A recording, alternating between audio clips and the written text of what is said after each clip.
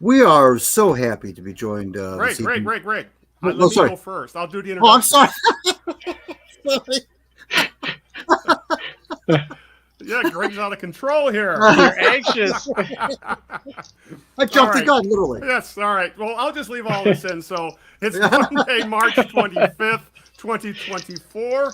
And that means it's time for the Knee Jerks podcast with Eno, Nick, and Big Al. Well, who you just heard was Greg Eno, the man knows a lot of things about a lot of things. So was so eager to get to this interview, which we'll explain in a second, that he just jumped right into it. Greg, how's things today? I know a lot of things about a lot of things except how to do this podcast, apparently. Yes.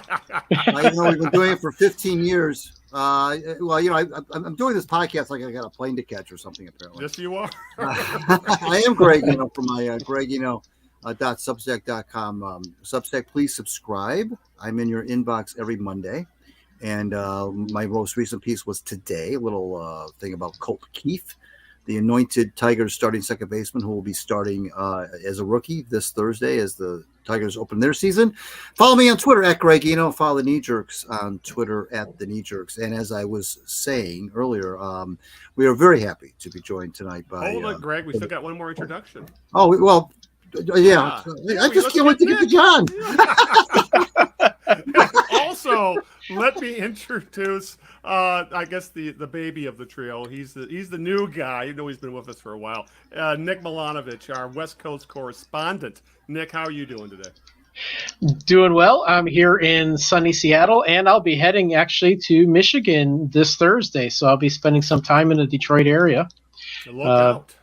So I'll be back on home turf very soon. But up until then, I'm just here enjoying the rain and a conversation with you guys. Now let's get back to Greg before he bursts out of his skin. Before I cut anybody else off. Yes.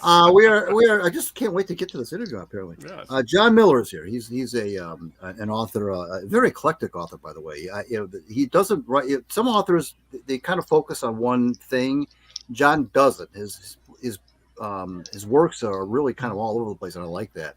But tonight we're here to talk about something called the Big Scrum, which is a book that he wrote about early 20th century football and how Teddy Roosevelt, of all people, helped save the game of football. And John, before I get into you real quick, I just want to say I didn't read the book yet, but I did read about this topic that John has written about, which is I read a book called Forward Pass by Philip Brooks, and he did a tremendous job, as I'm sure John did, of chronicling how the forward pass came to be in college football and how brutal and how violent football was in the early 20th century and how many deaths there were. We'll get into that with John as well. And he's here with us, and through the courtesy of Nick Milanovich, who set all this up. So we thank Nick.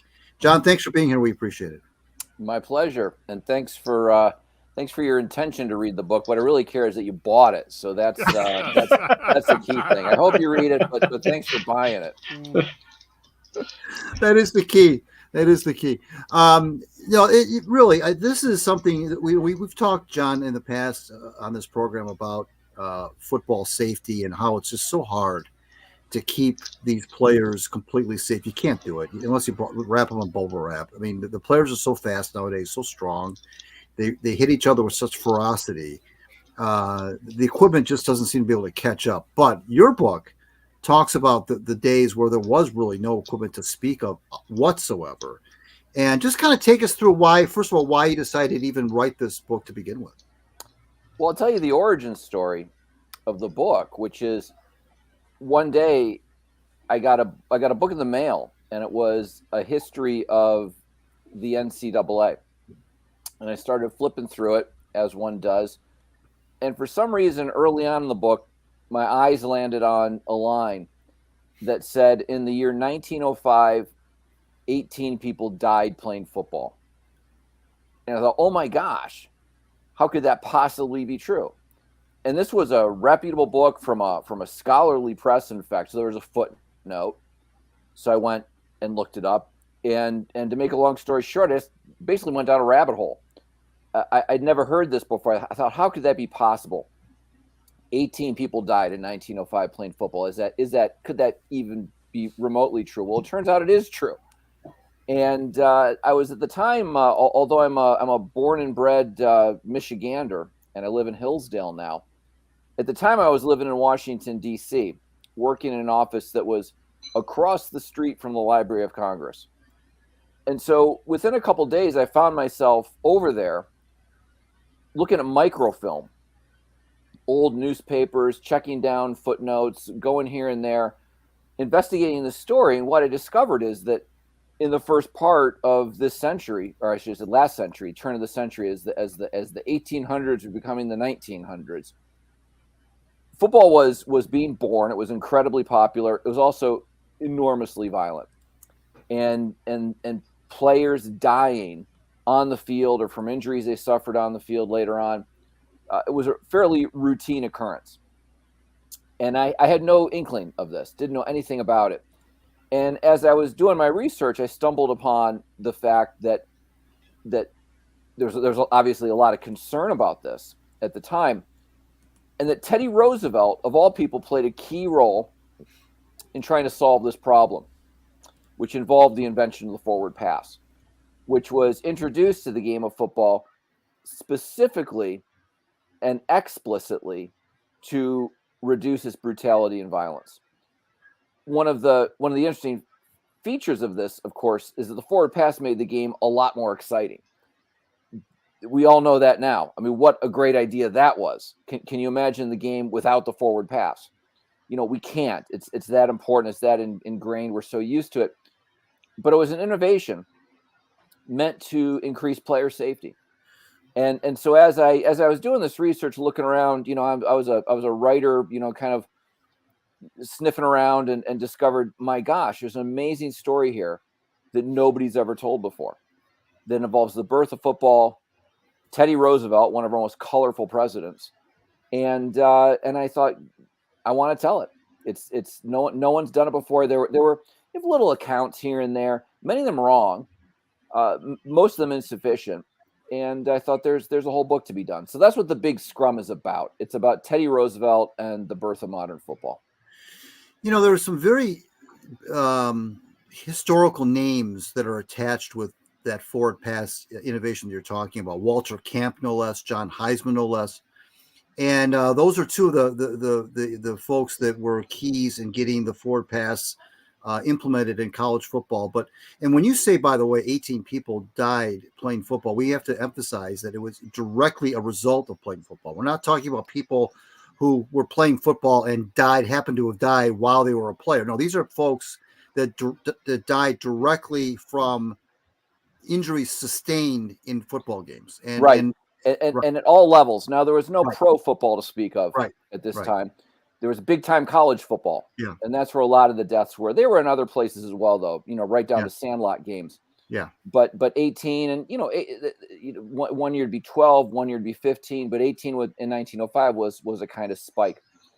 And you're right, there are these great names associated with this. Walter Camp, a ferocious critic of the forward pass, did everything in his power to prevent its introduction of football. Walter Camp, who's like the closest thing we have to a founding father of football. Right. Guy invented so many of the rules that we know and love and appreciate today. That's Walter Camp. If baseball has Abner Doubleday, football has Walter Camp. He's the closest thing to that.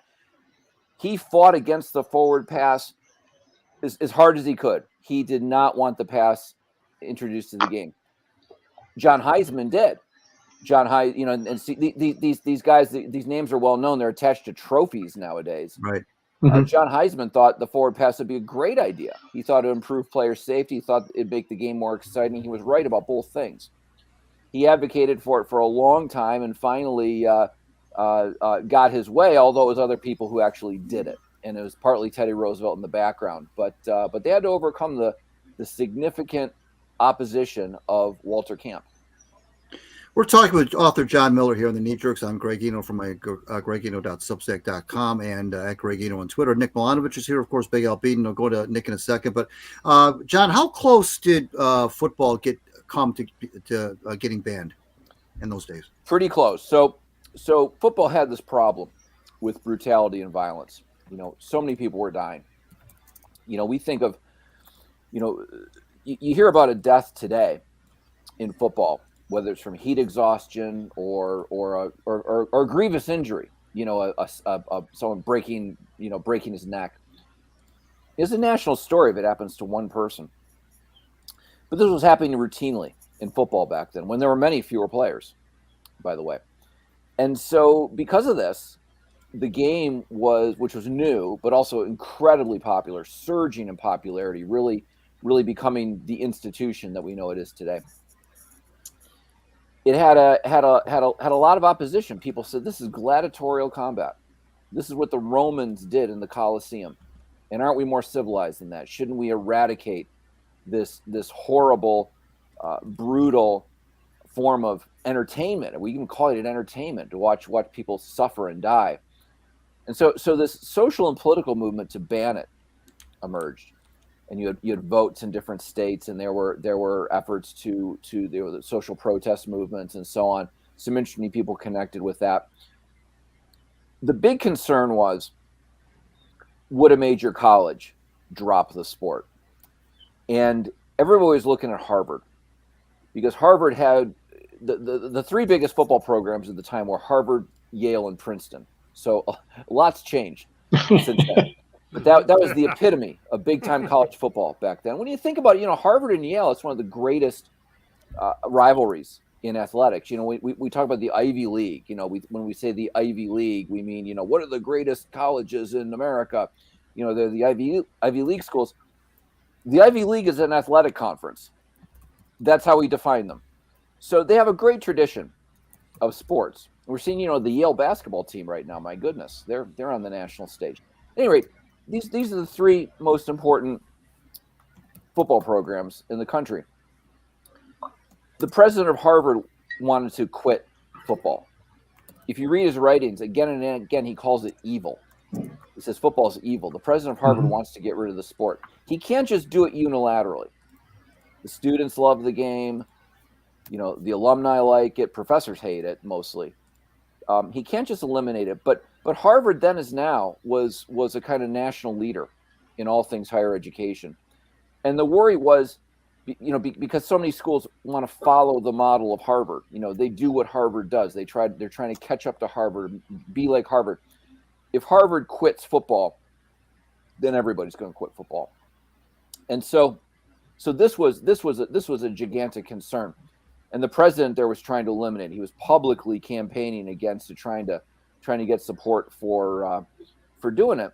And what happened was, in the 1905 season, which was this brutal year for football, the year 18 people died playing, Teddy Roosevelt was president, and he summoned to the Oval Office in October of that year. He summoned to the White House the coaches from those three schools, Harvard and Yale, whose coach was Walter Camp, by the way, and also Princeton, and brought them to Washington and had a private closed door meeting. We know what happened because there have been some accounts of what happened, but he had a private meeting with them. And he said, men, I didn't play football. I can't tell you what to do, but you guys need to solve this problem. You need to make football less lethal. If you don't do it, you're going to lose the sport. So you need to take action. And so they left that meeting, they made a public announcement, and then they went back to their campuses. And Walter Camp had no intention of changing football. He thought the rules were just fine as they were at this point. He basically invented them. He'd been doing it for a couple decades. He'd been there the whole way. He was on the rules committee that made all the decisions. He thought football was just fine. The coach at Harvard, a guy called Bill Reed, much younger, had a different idea. And Bill Reed took Roosevelt seriously. Partly because, the president was talking to him, but also because he knew the president of his own institution, a guy called Charles Eliot, was campaigning against football, and he knew he was on the verge of success, and he knew if Harvard quit football, so many other schools would quit football. It might kill the sport entirely. He had a different idea about what to do. And so he outmaneuvered Walter Camp. He created a brand new rules committee. Walter Camp had dominated the old college football rules committee. You couldn't get anything done unless Walter Camp wanted it done. Bill Reed created an entirely new committee. where they took the rules of football and then they modified them. They made a series of changes at the end of that season. They did things like moved the yardage for a first down from 5 yards to 10. They created a neutral zone at the line of scrimmage. They did things like that. All this, by the way, these things which are so familiar to us now, all of this done for the purpose of player safety. They thought this would improve the safety of the game. Fewer players would get injured. There would be fewer deaths. But the big innovation was the forward pass. They introduced the forward pass. This other rules committee did, and they got a bunch of other colleges to join their association. In other words, they switched rules committees from the one Walter Camp dominated to this new one. And this new one, by the way, is now called the NCAA. This was the birth of the NCAA. This committee that was formed to modify football to improve player safety is the body that wanted to become the NCAA. So over that winter, they changed the game. They introduced the forward pass. It took them some years to perfect it, but they solved their problem. You know, football's never been a risk-free sport. It was brutal and lethal back then. It's still dangerous in many ways today. But the player deaths receded. They went almost to zero over a number of years as they perfected the forward pass. And there are a variety of reasons for this. The introduction of improved equipment had something to do with it. But the forward pass had a lot to do with it because what it did is it spread the game across the field. And it suddenly you didn't have a bunch of big men crashing into each other over and over again in a series of short yardage situations. Piling up on top of each other, throwing elbows in their dog piles, that kind of thing. Suddenly, the game was spread across the field. They're using the whole field, and it opened up the game, as everybody said at the time, and wound up making it a lot safer and more exciting.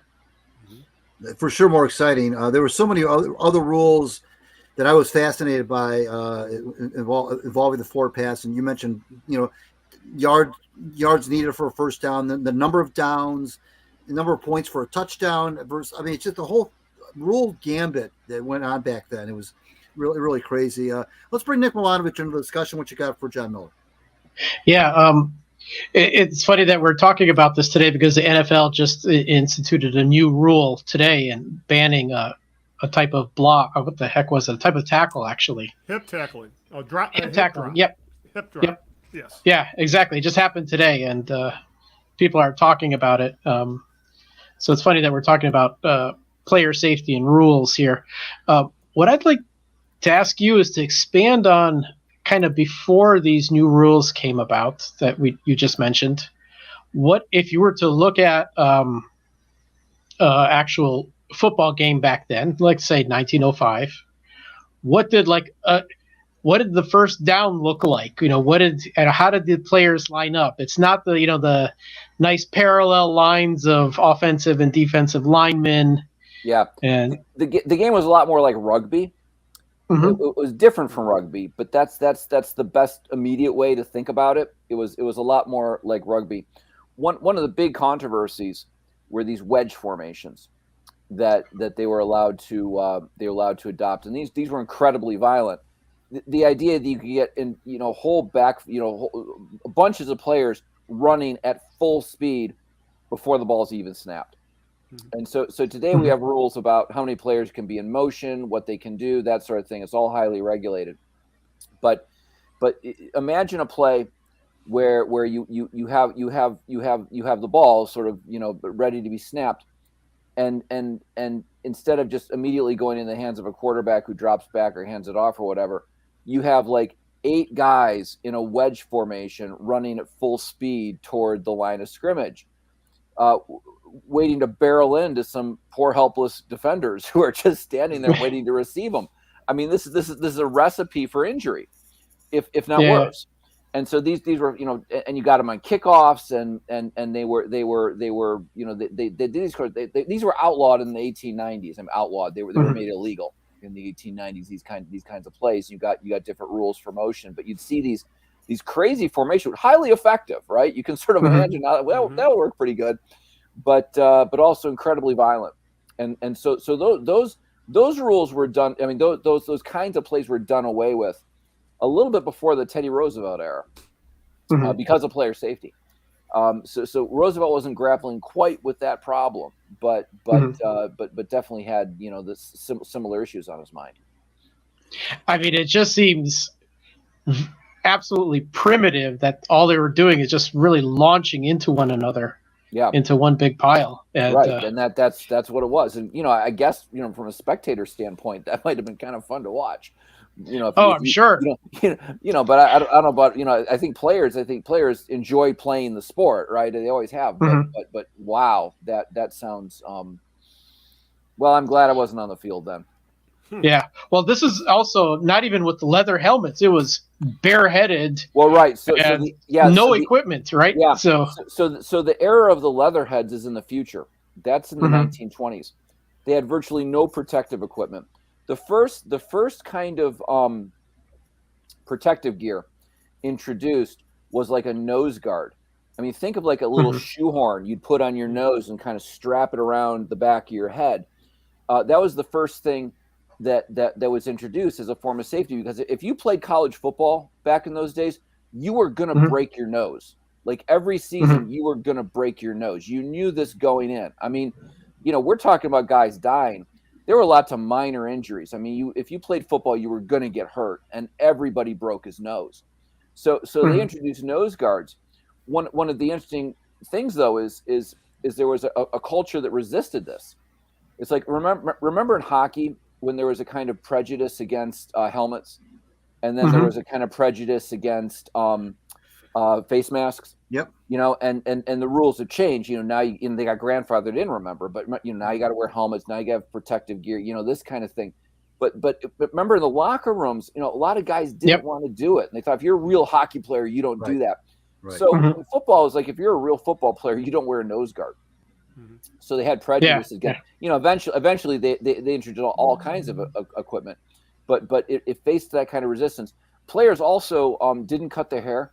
They tried to get their hair as sort of big and moppy as you could think about, because it was like the one thing they could do for a little bit of padding. I guess they looked all like Mo Sider or something, just their hair going all over the place. But that was kind of a football look. And if you were kind of a big guy walking across campus, you had a big mop of hair. That was like, oh, clearly a football player. So they would do things like that. But when we think of protective gear, helmets, pads, that's all in the future. Right. John, talk a little bit about the process of this book. You mentioned the rabbit hole of going in when you talk about the microfilm and what have you, and I think a lot of us can relate to that kind of thing. In the digital world of going down a rabbit hole of YouTube or videos or something like that. But talk about like when you did the final product end up being what you thought it was going to be when you started, or did you end up going in a different direction once you got into it? That's a good question. So much of the story I just didn't know. Yeah. So to say I didn't have a conception of it, where this would go. Yeah. Earlier on, it's one of those situations where I sensed there's a story here. I knew that pretty early on, and I have a friend who's an author. He says that authors write the books they want to read but cannot find, and so when I saw this statistic, 18 guys died playing football in 1905. I thought, oh my gosh, I wanted to know more about it. So I started looking for like an authoritative source, and what I discovered there wasn't one. I mean, what I thought is I would love to read a short book on the problem of violence in the early days of football. Is there a short book on this? Is there maybe a really great magazine article? Right. And what I discovered is that didn't exist. And so you started to research, started to discover elements of this, discovered there actually isn't a book on this. Kind of amazingly, I thought. And as a writer, I'm always looking for stories to tell. What is there an untold? What is the next untold story I can tell? I sensed very early on this was one of them. But where was it going to go? I don't know. You just learn a lot about the period. There are chapters I didn't imagine. I knew very little about Walter Camp, for instance. He was just kind of a name that I knew was associated with football. I had no idea John Heisman would play a role in the story, but he did. To discover the Teddy Roosevelt stuff, I remember I knew Roosevelt was involved. He did a lot of things behind the scenes and out of the public eye. And I remember one day I was in the archives at Harvard University when I was researching this, Harvard's reaction to this period, and going through some boxes I don't think anybody looked at in decades. And I remember pulling out a file that contained an interview with the coach of Harvard who had attended that meeting in the White House, and I don't think anybody had ever seen it before. I'd never seen it cited anywhere to give a detailed account of what happened and Roosevelt's role in it. It was like, oh my gosh, this is just when you're a writer and you find a thing like that, it's like this is gold. And so that helped me tell the story, because my goal was to what is the true story about this period, and you dig and chase down facts and go after leads. They don't always pan out. Sometimes you hope things are true and then they're not true.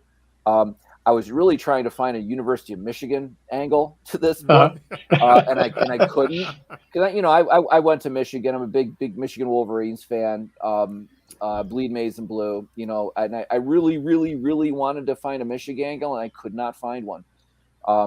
Michigan football was around, but it was at the periphery of the story. It was not at the center.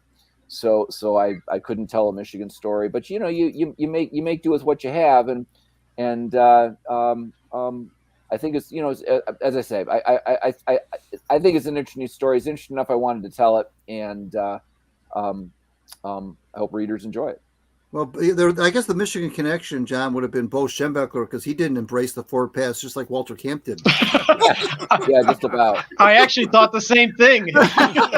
Of course, I will say this. Anthony Carter was a hero of my boyhood. Yeah. So he would throw the ball sometimes, right? Sometimes, yeah. Let's bring Big Al into the discussion. We're talking with author John Miller here on the Knee Jerks. Big Al, what you got for John? One of the things I found fascinating as I was reading the book is that some things I thought were more, recent developments were going on in the late 1800s, such as boosters getting involved, pushing academics out of committees. You had the muscular Christianity, about building up essentially religion is still in locker rooms to this day. I mean, I'm watching NCAA Tournament this weekend. I'm thinking the big guy upstairs kind of stuff. So religion has always been there. It just felt like, as I'm reading, were you shocked as I was that it seems like the more things change, the more things stay the same? The stuff we're talking about today, they were talking about 120 years ago. That's a great point. One of the wrinkles I discovered was when football was being born, like in the very earliest days. This is the 1870s. It's right after the Civil War, and the country had gone through a period of industrialization, where a lot of people on farms and in agriculture moved into cities and worked in factories. And at the time, there was a lot of concern about what this meant for America. In other words, we're moving a lot of people from the farms and healthy outdoor vigorous living, where you have strong and healthy bodies, and putting them in factories where they stand in line all day, and like your job is to like twist the widget a quarter turn or whatever, and you do that over and over and over again. And there was a concern about the physical health of people doing this. What better way to develop yourself than to work on a farm? You're like basically exercising all day. The idea, at least idealized, is these people are models of health. They work outside all day long. They use their muscles. This creates strong and healthy people. Put them in factories where they stand around all day, do one thing over and over and over again. Their physical health is going to diminish. So there's a lot of concern about this and what to do about it. And out of this comes this movement called muscular Christianity, and the whole YMCA movement. Remember YMCA, the Young Men's Christians Association, then the YWCA. The idea was we need to build all these gyms in cities so that people can go and exercise and work out, and return to the health that they would have had if they'd stayed on farms. And there was a kind of national concern that, we're growing weaker as a people. We need to address it. And then, the Christian element was, you you need to treat your body as a kind of temple and develop it. It's one of God's gifts to us is our bodies, and we need to treat it like a temple and build it and revere it in a certain way, and develop it. And that's where the YMCA's come in. But this whole notion is alive and thriving in our culture. And along comes football and other sports, by the way, which are a response to this, saying let's have these organized sports where people can get exercise, and this will restore them to health and so forth. There's a lot to be said for that. It's a strong force in our culture at the end of the 19th century. The corollary with now, I think, is the concern that too many kids are indoors playing their video games, sitting down all day in front of screens. There are all these efforts to get kids outside playing anything, right? I mean, the NFL has a big initiative about this, right? Where they're trying to get kids to go outside and play flag football or whatever. Just go outside and play. Don't be staring at a screen in your chair all day. But the notion that are we getting scrawnier and weaker because all we're doing is playing games in front of screens? Let's get kids outside. It's the same thing. It doesn't have quite the same religious dimension as it did 150 years ago. But it's the same, in general. It's a they say history doesn't repeat itself, but sometimes it rhymes, and this is one of those notions where it's a similar kind of concern, and can we get kids outside playing sports, and they were thinking that back then, and we're thinking it again now. John, I'm interested about the fans' behavior. Al mentioned a few minutes ago about boosters and so forth, and how the more things change, they stay the same. But how the fans that attended these games, these college games, where they're, we'd already talked about the deaths and what have you, and how violent it could be. Did you get the impression in doing your research that the fans were there because they were just supporting their school, or was there a certain bloodlust among these fans? I think there's everything. So an awful lot of it was alumni-driven school spirit.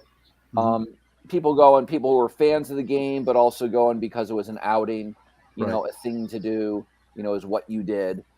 There's a kind of spectacle to getting, 50 or 60,000 people in a stadium for a Thanksgiving Day game in New York City. Right. That kind of thing. I don't think there was I never got the sense there was a strong bloodlust in like you think of, I don't know, English hooligan soccer player, that kind of thing. Right. There was not that kind of violence or anything. I mean, I think people did enjoy the physicality of it and the violence of it, right? I mean, even now, I mean, you can say you're concerned about player safety, but everybody likes to see the big hit, or the running back who kind of plows over a guy trying to a linebacker or whatever. That's part of the attraction of the sport. So I think that's always been there, but I don't think there was a and I know, there's always, I guess, kind of Neanderthal segment in the fans, but I don't think there was not a sort of bloodlust the way you might imagine it. Got it. We're talking with author John Miller here on the Knee Jerks. I'm Greg Eno from my gregeno.substack.com and my @GregEno on Twitter. A handle, Big Al Beaton, of course, we heard a little while ago. Nick Milanovich is here as well. Let's bring Nick back in. What you got for John? Yeah, I guess this is maybe a little more of a comment. I'm a fellow Michigan alum, so I had a history class in college that was focused on the progressive era. So of course Theodore Roosevelt played a huge role in that time period, which was early 1900s, and so it's kind of not surprising that he was involved in both this style of game, because he was always into a lot of rough physical activity, but also kind of looking at it from not just, he didn't look at the game as just an entertainment, but like you were talking about, this muscular Christianity concept, and it was good for human beings. So it seemed very consistent with everything I've read about Roosevelt. Yeah, Roosevelt was an advocate of vigorous physical activity. He was an outdoorsman himself. You remember, we all know the sort of legend of Roosevelt. He went and ranched in the Dakotas, went and fought a war, recruited the Rough Riders. I mean, this was a man of, of kind of virtuous physicality and manliness and so forth. He believed football was actually a positive social good. He enjoyed it as a fan. He liked the sport to watch it. But he also thought it was a positive social good in the sense that this is the kind of rough sports, he called them. Rough sports. He thought football was the roughest and best of the sports. He said rough sports help turn boys into men. They teach lessons that you can't learn anywhere else. When someone knocks you down, you have to stand back up. I mean, just stuff you cannot learn from a book in a classroom. Learning to win with grace, lose well. I mean, all kinds. Sports teach all kinds of lessons. And Roosevelt was a big believer in that, and he thought that sports can make us better as a nation, and that's one of the reasons why he wanted to save football. He actually thought it was in the national interest. Forget the entertainment value. Forget there was a business, all that. He thought we need these sports. In fact, if you read his memoir on the Rough Riders, he went to. The legend is he quit his job in Washington, D.C., went to San Antonio, recruited the Rough Riders. He wanted a bunch of cowboys and ranchers to go with him to Cuba to fight the Spanish-American War. And that's all basically true. That's roughly what happened. If you read his memoirs, though, he says he wants ranchers, he wants cowboys, he wants men of the West. There's one other category of person he wants. He says he wants football players. He wants football players to join him in this mission. So he thought football was the thing that turned boys into the kind of men who could go help him win a war. So that's where Roosevelt was coming from. He thought football could do that, and so he wanted boys to play. It's funny. Yeah. You think about Teddy Roosevelt. You think of him as you see photos of him, and he was this big guy and the mustache and everything. You think of him as an older person, but he was actually the youngest man to become president. He wasn't the youngest man to be elected president. That was JFK. But he was the youngest man to become president. I think he was like 41, 42 when he ascended to the presidency. But you always think of him as this older guy. It's hard to think of Teddy Roosevelt as a young president, but that's what he was, wasn't he? Yeah, he was in his early 40s. He was a kind of accidental president. He was vice president, and William McKinley was murdered, and so Roosevelt succeeded him. But very young for his time. We do think of him as kind of this big barrel-chested kind of guy. Fun fact about Roosevelt is he actually had kind of a high-pitched, tinny voice, and we know this because that's what the contemporary accounts say. But there are actually a couple recordings of his voice. You can listen to it on YouTube, and he talks like this. Teddy Roosevelt talks like this, and it's got a little bit of New Yorker, New England kind of accent to it, but kind of a high pitched, squeaky voice. At least you think he'd be like big baritone, kind of guy, and that's actually not what he was. Before we let John go, we're going to bring Big Al back in the discussion. What you got for John Miller? Well, I was here a Michigan grad, Michigan fan. And we see what's going on in college sports right now with the huge amounts of money involved, the conferences, the constant realignment, the talk of maybe just being two giant super conferences, kind of how business seems to be really taking over the sport. We're just talking, since you've done so much research on the past of football, where do you think today's game is going? Is it? I'm not sure if we're going to even recognize what college football is in maybe 10 or 20 years. Yeah, that's a great question. I don't know where it's headed. It's becoming, if it's not already a fully professional sport, it's pretty darn close. I work at Hillsdale College. We're a D2 school, right? And in D2 you still have basically student athletes. There are jocks and nerds and those sorts of divisions on our campus and that kind of thing, but. There's some separations, but you see the athletes around. They're in the classes, they're in the student body, and so forth. And I think in D2 you still have people, actual student athletes. D1's a different matter, and especially in the football, basketball, probably some of the other sports as well, where this was true 30 years ago, more than 30 years ago when I was a student. You rarely saw the athletes around campus. They were in they did their own thing, and you cheered for them on Saturdays. You showed up for all that, and many of them I'm sure were going to class. And Michigan's so huge that you never come even close to meeting everybody. But the trends have all been in this direction, and it's coming to look a lot like these are pro sports teams for younger people. Right. That's where it's headed. I guess I kind of wish college football was, as Michigan Wolverines, we're kind of sitting on top of the world right now. I mean, what a glorious, year we just had. And the last 3 years have been amazing. Almost never been better.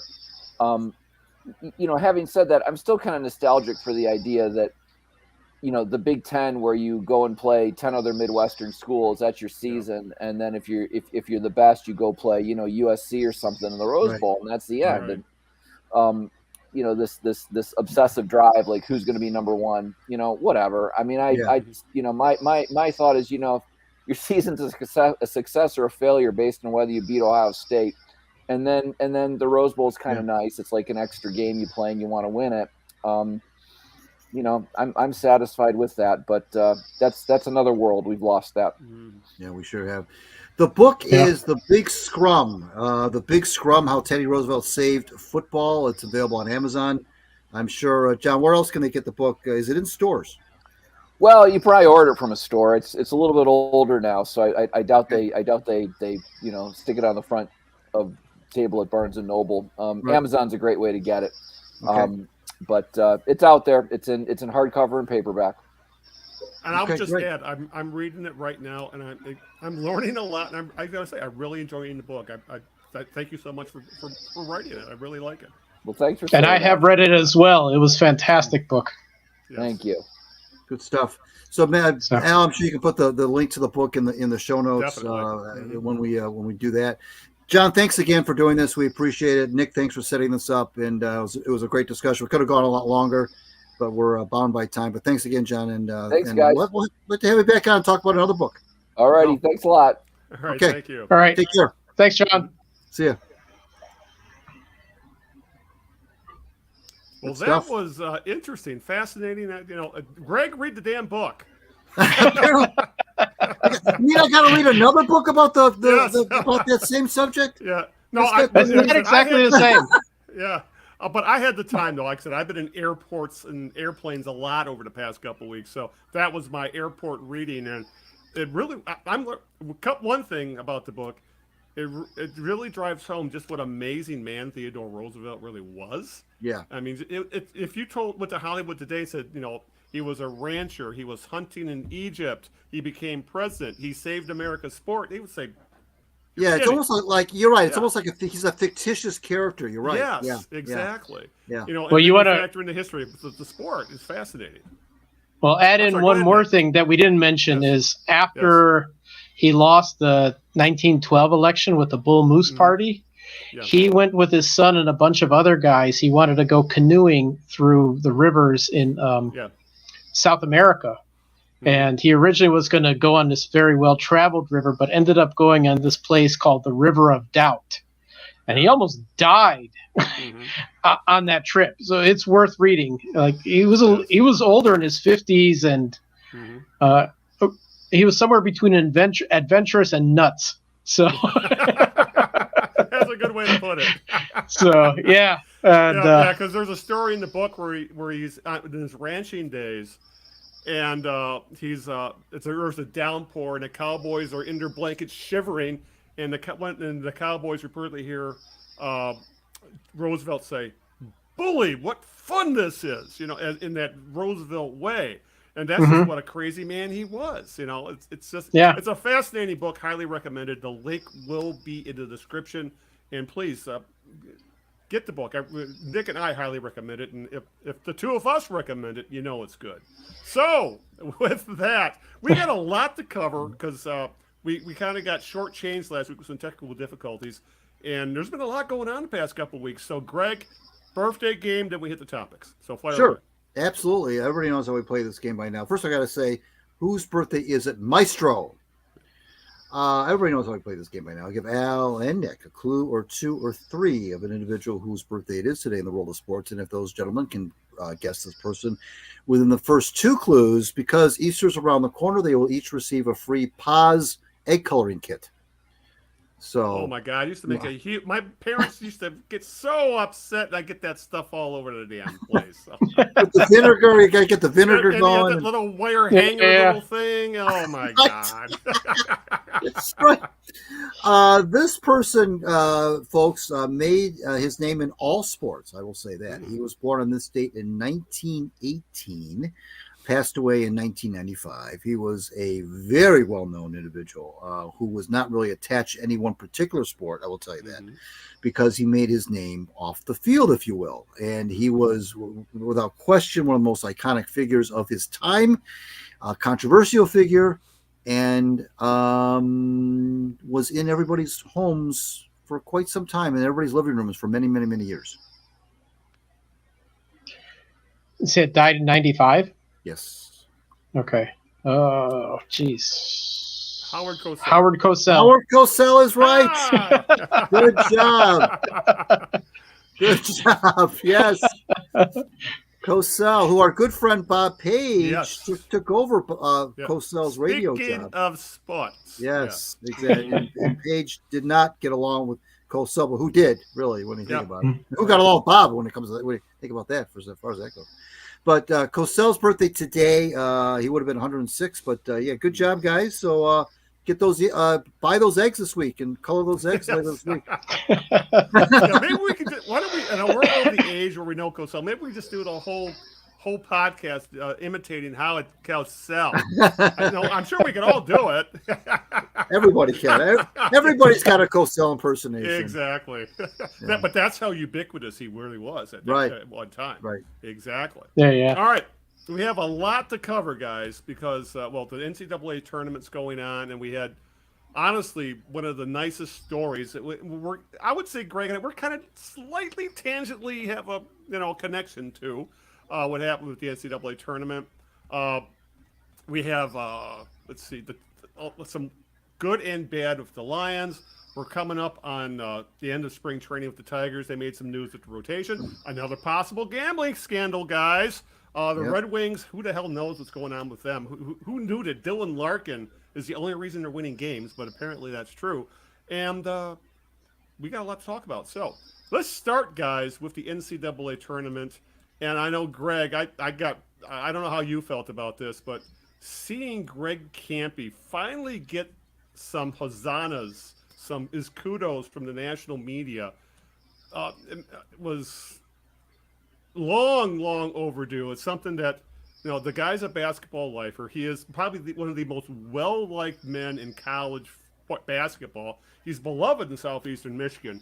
And to see his number 14 Oakland Golden Grizzlies knock off mighty Kentucky in the first round NCAA tournament, and just watching how it happened, he had Jack Golke, the D2 transfer, I think, who played for Hillsdale before he went to Oakland. Knocked down 10 3-pointers against Kentucky. The guy's a goddamn folk hero at this point. And then almost knocking off North Carolina State. That game was such a heartbreaker. I got my 84-year-old father. I was in Florida at the time, visiting my parents, and I had my dad getting all excited over this stuff. I mean, it was just a thrilling. I hate to use the term Cinderella because ultimately the shoe didn't fit, and Jack Golke didn't want to call themselves Cinderellas. Yeah. But Greg, that was if anybody deserved what happened over the past week, it's Greg Kampe. It's one of the, I think one of the charming things about the NCAA basketball tournament is that it can turn people into fans of teams awfully quickly, real quick. Mm-hmm. And now there are a lot of people that, of course, knew about Oakland's basketball program, which you mentioned Kampe and 40 years, and he's stuck on 699 wins. And as I forgot to mention, he's been on the show with us before. He has been. He has been, and a tremendous interview. But yes, he is. The thing about this though is that it doesn't take long to fall in love with teams that you had no idea what they were all about before the tournament began. Now, we, of course, are close to Oakland. My daughter graduated from there, so I've got an affinity for Oakland. I knew everybody pretty much around here who knows about sports knows that Oakland's program is very good, and it has been for a very long time. You know, he seems like every year just can't quite beat Tom Izzo. But he's had some great games against Michigan State when Michigan State was at the top of the heap. Right. And I mean, one thing that I didn't think about that game against Kentucky, though, Jay Wright, the basketball coach / commentator, and he was pointing out how, you know, in recent years, as you know, Kentucky has struggled mightily in the tournament. I mean, really bad, really struggled to win games in the tournament at all, let alone go very far. And one of the things that Wright said, and I didn't think about this, he said, you know, Oakland was a very experienced college team when it comes to the players on their team. From a college standpoint, had a lot of experience, whereas Calipari is used to coaching all these one and done guys who may have high ceilings in the NBA, but when they play in the tournament, Wright said, and they go up against these experienced college kids like Kampe had, that's where they can run into problems because they don't have that experience at the college level. And I hadn't really thought about that. And he's right, because Calipari has had an awful time the last 4 or 5 years. I think he's only won like one game in the last 4 or 5 years. And he just has trouble. And I think that experience that Oakland had, and Oakland's played a lot of close games this year, and they've won most of them. That showed up, I think, in the game against Kentucky when push came to shove. They did not wilt. When Kentucky would make a run and get close, and that three-pointer that kid hit to make it 78-74 at the end, that was one of the biggest shots in school history as far as I'm concerned. Kentucky was – and I was thinking the whole time, I say, what a shame it would be if Oakland couldn't pull this off, because they had Kentucky, frankly, I don't think deserved to win. They didn't play well enough to win. They didn't shoot well enough to win. Even though they were one of the highest octane offenses in college basketball, Oakland did a great job in clamping them down. Oakland started that game out 2 for 13 on the field. And they stayed in that game because Kentucky wasn't hitting any shots anyway. And Golke, who looks like he's 30, by the way. He's 24, but he looks like he's 30. I was joking that I think Kampe. I was joking that I think Kampe coached him in the '90s too. But I mean, it was just an amazing, display of experience and not wilting under pressure. They couldn't pull it off against NC State, but it wasn't because I don't think it was because they choked or they just ran out of gas. It could have been that. But NC State had Burns and they had no answer for that big kid in the middle. Maybe they did not. But it's worth noting with that NC State game, it wasn't so much Golke in that game. It was Horizon League Player of the Year Trey Townsend, who had a huge game for them with 30 points and 11 boards, and he's the one that kept them in that game in the second half. And that's another Horizon League Player of the Year. That's a damn good ball player. He probably doesn't have NBA talent, but Oakland's got damn good ball players, as you said, and we know that here in Southeast Michigan because we've been exposed to Oakland basketball. Nick, what did you see of all this tournament weekend?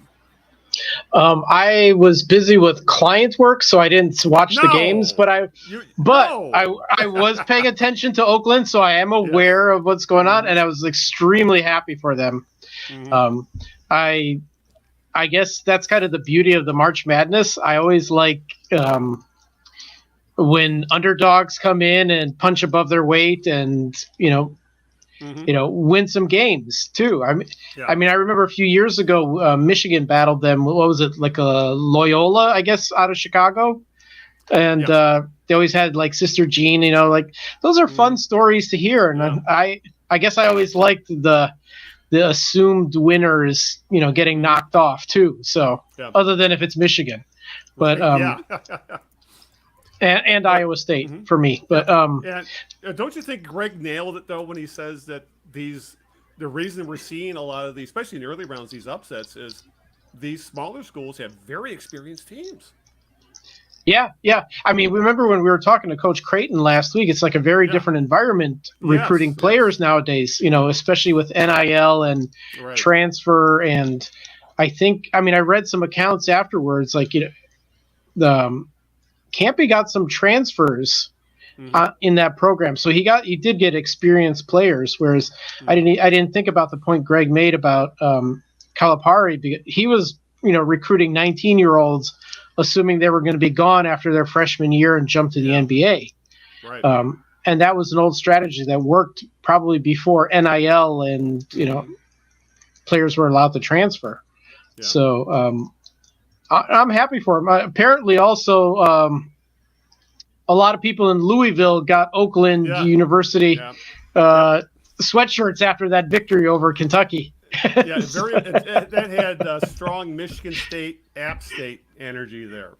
Where you see Michigan State Spartan fans with their App State jerseys. Very right. Yeah. But so.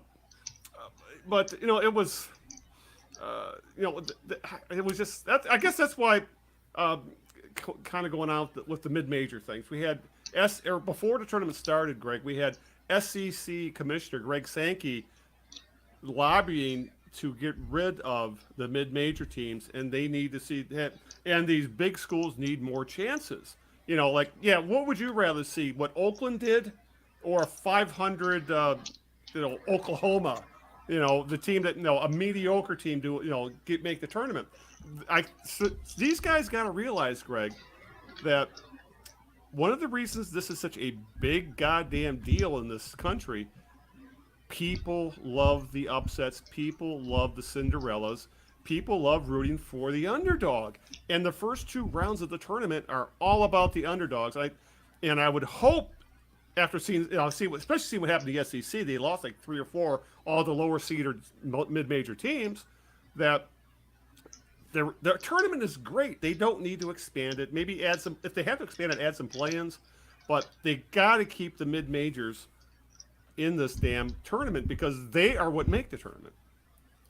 Well, it's the one sport where the size of your campus doesn't really matter. I mean, you can have a 10,000 student, I think Oakland's got like maybe 20,000 students. It's a commuter school. Yeah, you're right. School. Yeah. Clearly.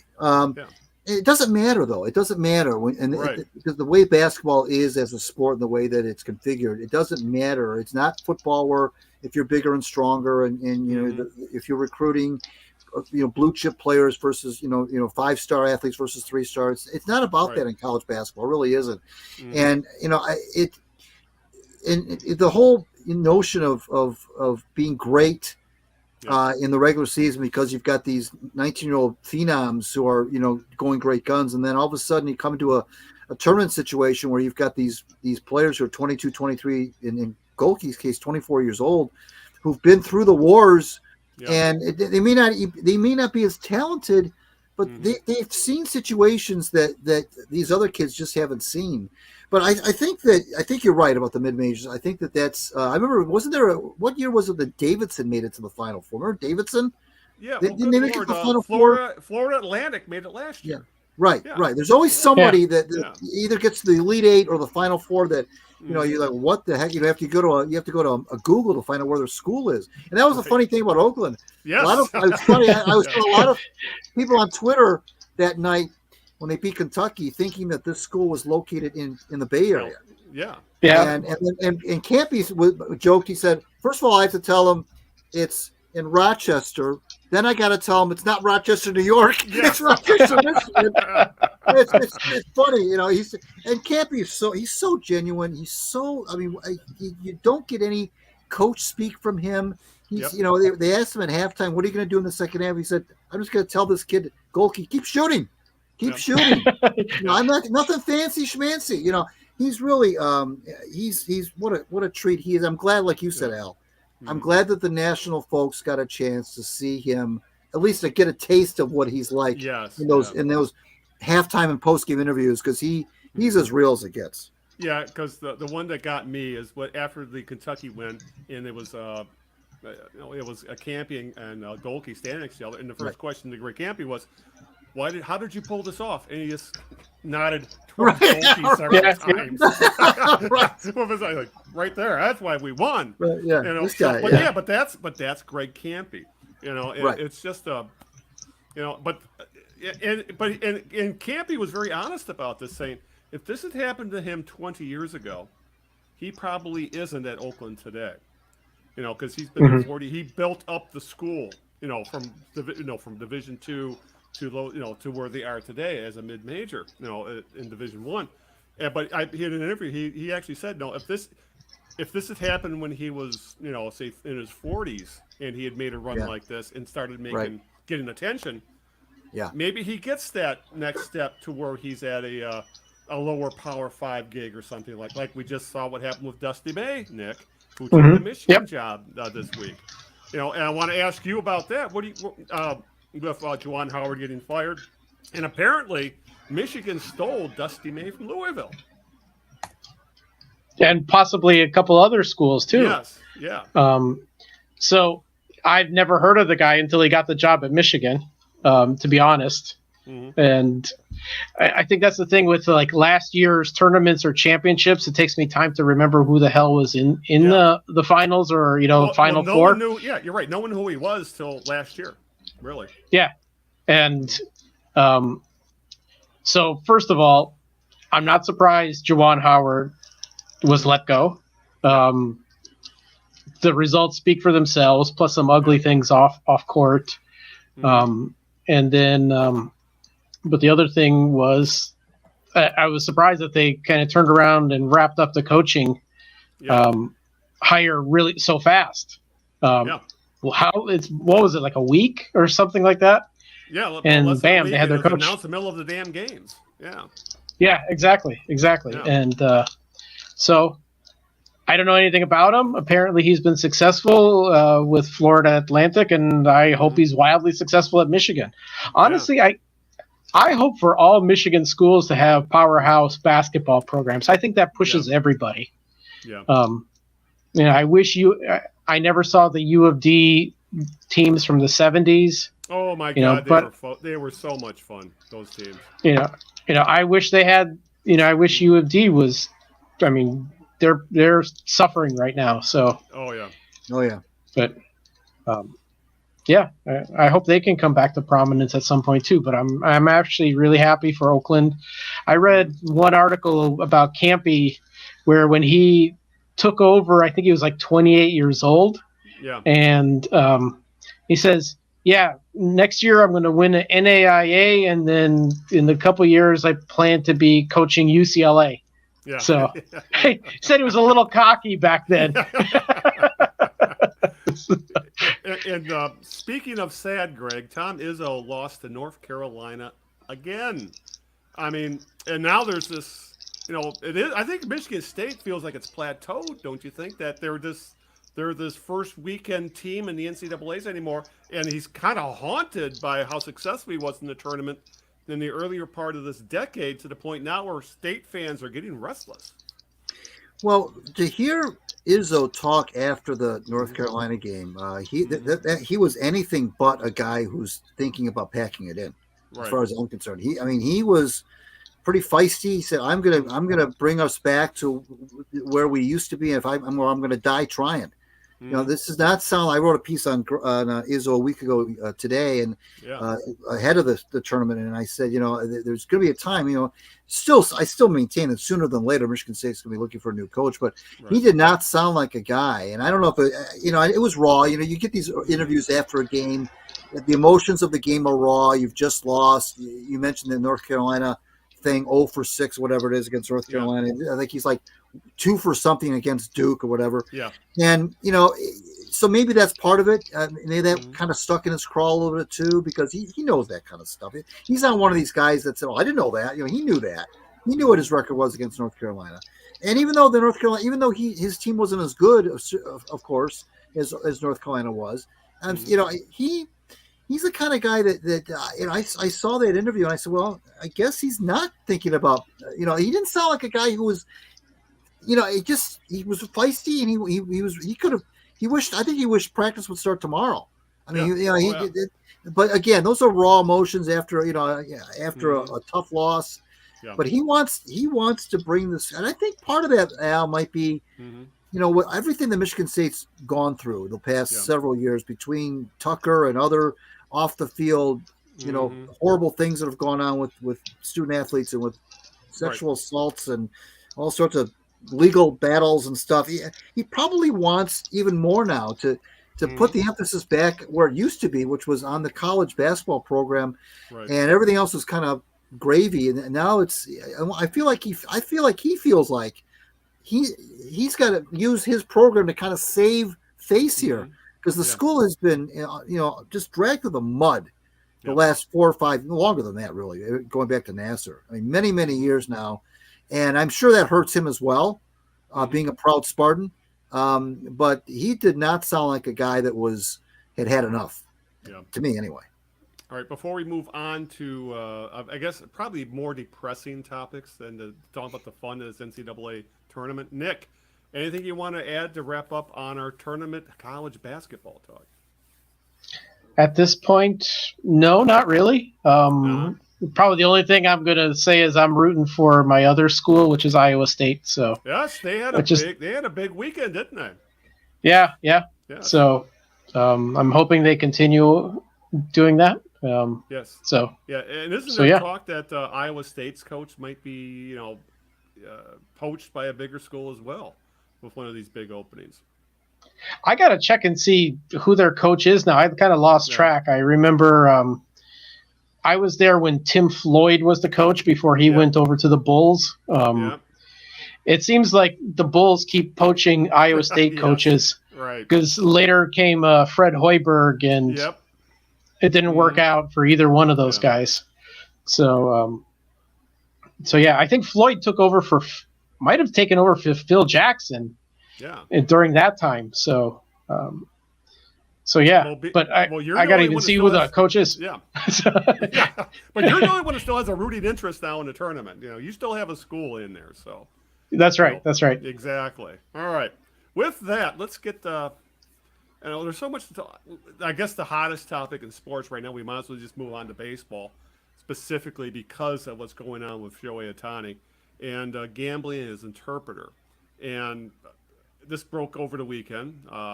Apparently, the Dodgers' $700 million man, Shohei Ohtani, is at the center of an investigation by law enforcement, the feds, and now Major League Baseball. They finally said, we're going to investigate too, after his interpreter, who was employed by the Dodgers, was accused of running up at least $4.5 million in gambling debts with an illegal bookmaker, a.k.a. a bookie.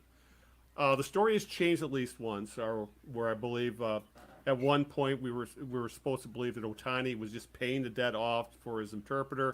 Now it's Ohtani claims his interpreter stole $4.5 million and then paid off his bookie via wire transfer. Sounds like there's a lot more questions than answers here, guys. And Ohtani did speak to the media today. He didn't take any questions, and he apparently stuck with the story that the money was stolen from him. But there's a lot of stuff going on here, guys, that doesn't make sense, or at least we need answers to. Like, first off, Nick, how does an interpreter run up a $4.5 million bill of a bookie when normally a bookie would want to threaten to break your kneecaps when you get a $10,000 bill? $4.5 million? Come on. Yeah, well, the last I heard about the story was that the interpreter stole the money from Ohtani. Right. So I'm not sure how the interpreter has access to any of Ohtani's money. Go. It's not like it's a suitcase of actual cash laying around, right? So unless he had access somehow to his bank accounts or some kind of credit card. Otherwise, I don't know. Does anybody have a $4 million credit limit? Probably he does, but I have a feeling more is going to come out. I have a feeling the Major League Baseball will try and suppress whatever the truth is about this, because it'll lead to it'll lead to probably a big cash cow for the Major League sports, in that they're profiting off of all this gambling, all the FanDuels and DraftKings. So they're going to try and suppress a lot of the information in there. and try and use I don't know if it's true about the interpreter, but use him as a scapegoat, and it was like a one-man act kind of thing. Mm-hmm. Versus the inherent problem when you invite gambling into your sport, right? That you're going to get a shit show to happen afterwards. Yeah. So, yeah. I don't know if I've never had to make a wire transfer, Greg, but I would imagine, especially when you're talking that kind of money, that they need verification upon paperwork upon verification to send that kind of money over, the wire from bank to bank. That just seems. And the other thing is with this, Greg, is what's going on with Ohtani if he loses track of $4.5 million. Yes, he's making a lot of money, but that is a lot of money to just have stolen and to suddenly realize what's going on here. Who knows if I'm not a conspiracy theorist. I'm farthest thing from it, but I don't know about you, but this smells the high heaven, if you ask me. Well, this whole thing now takes on such a different.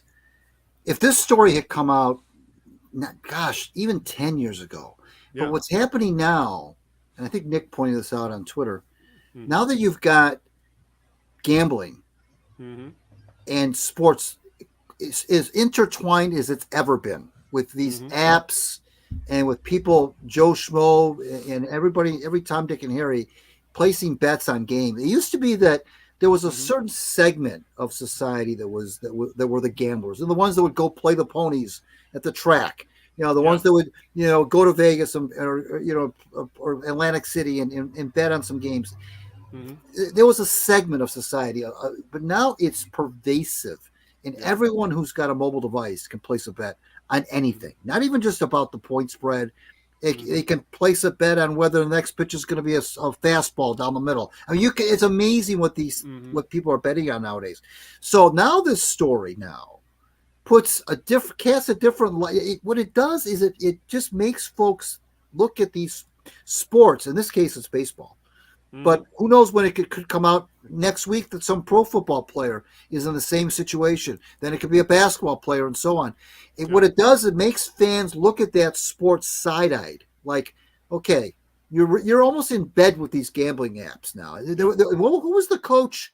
Was there a coach that just said he got death threats?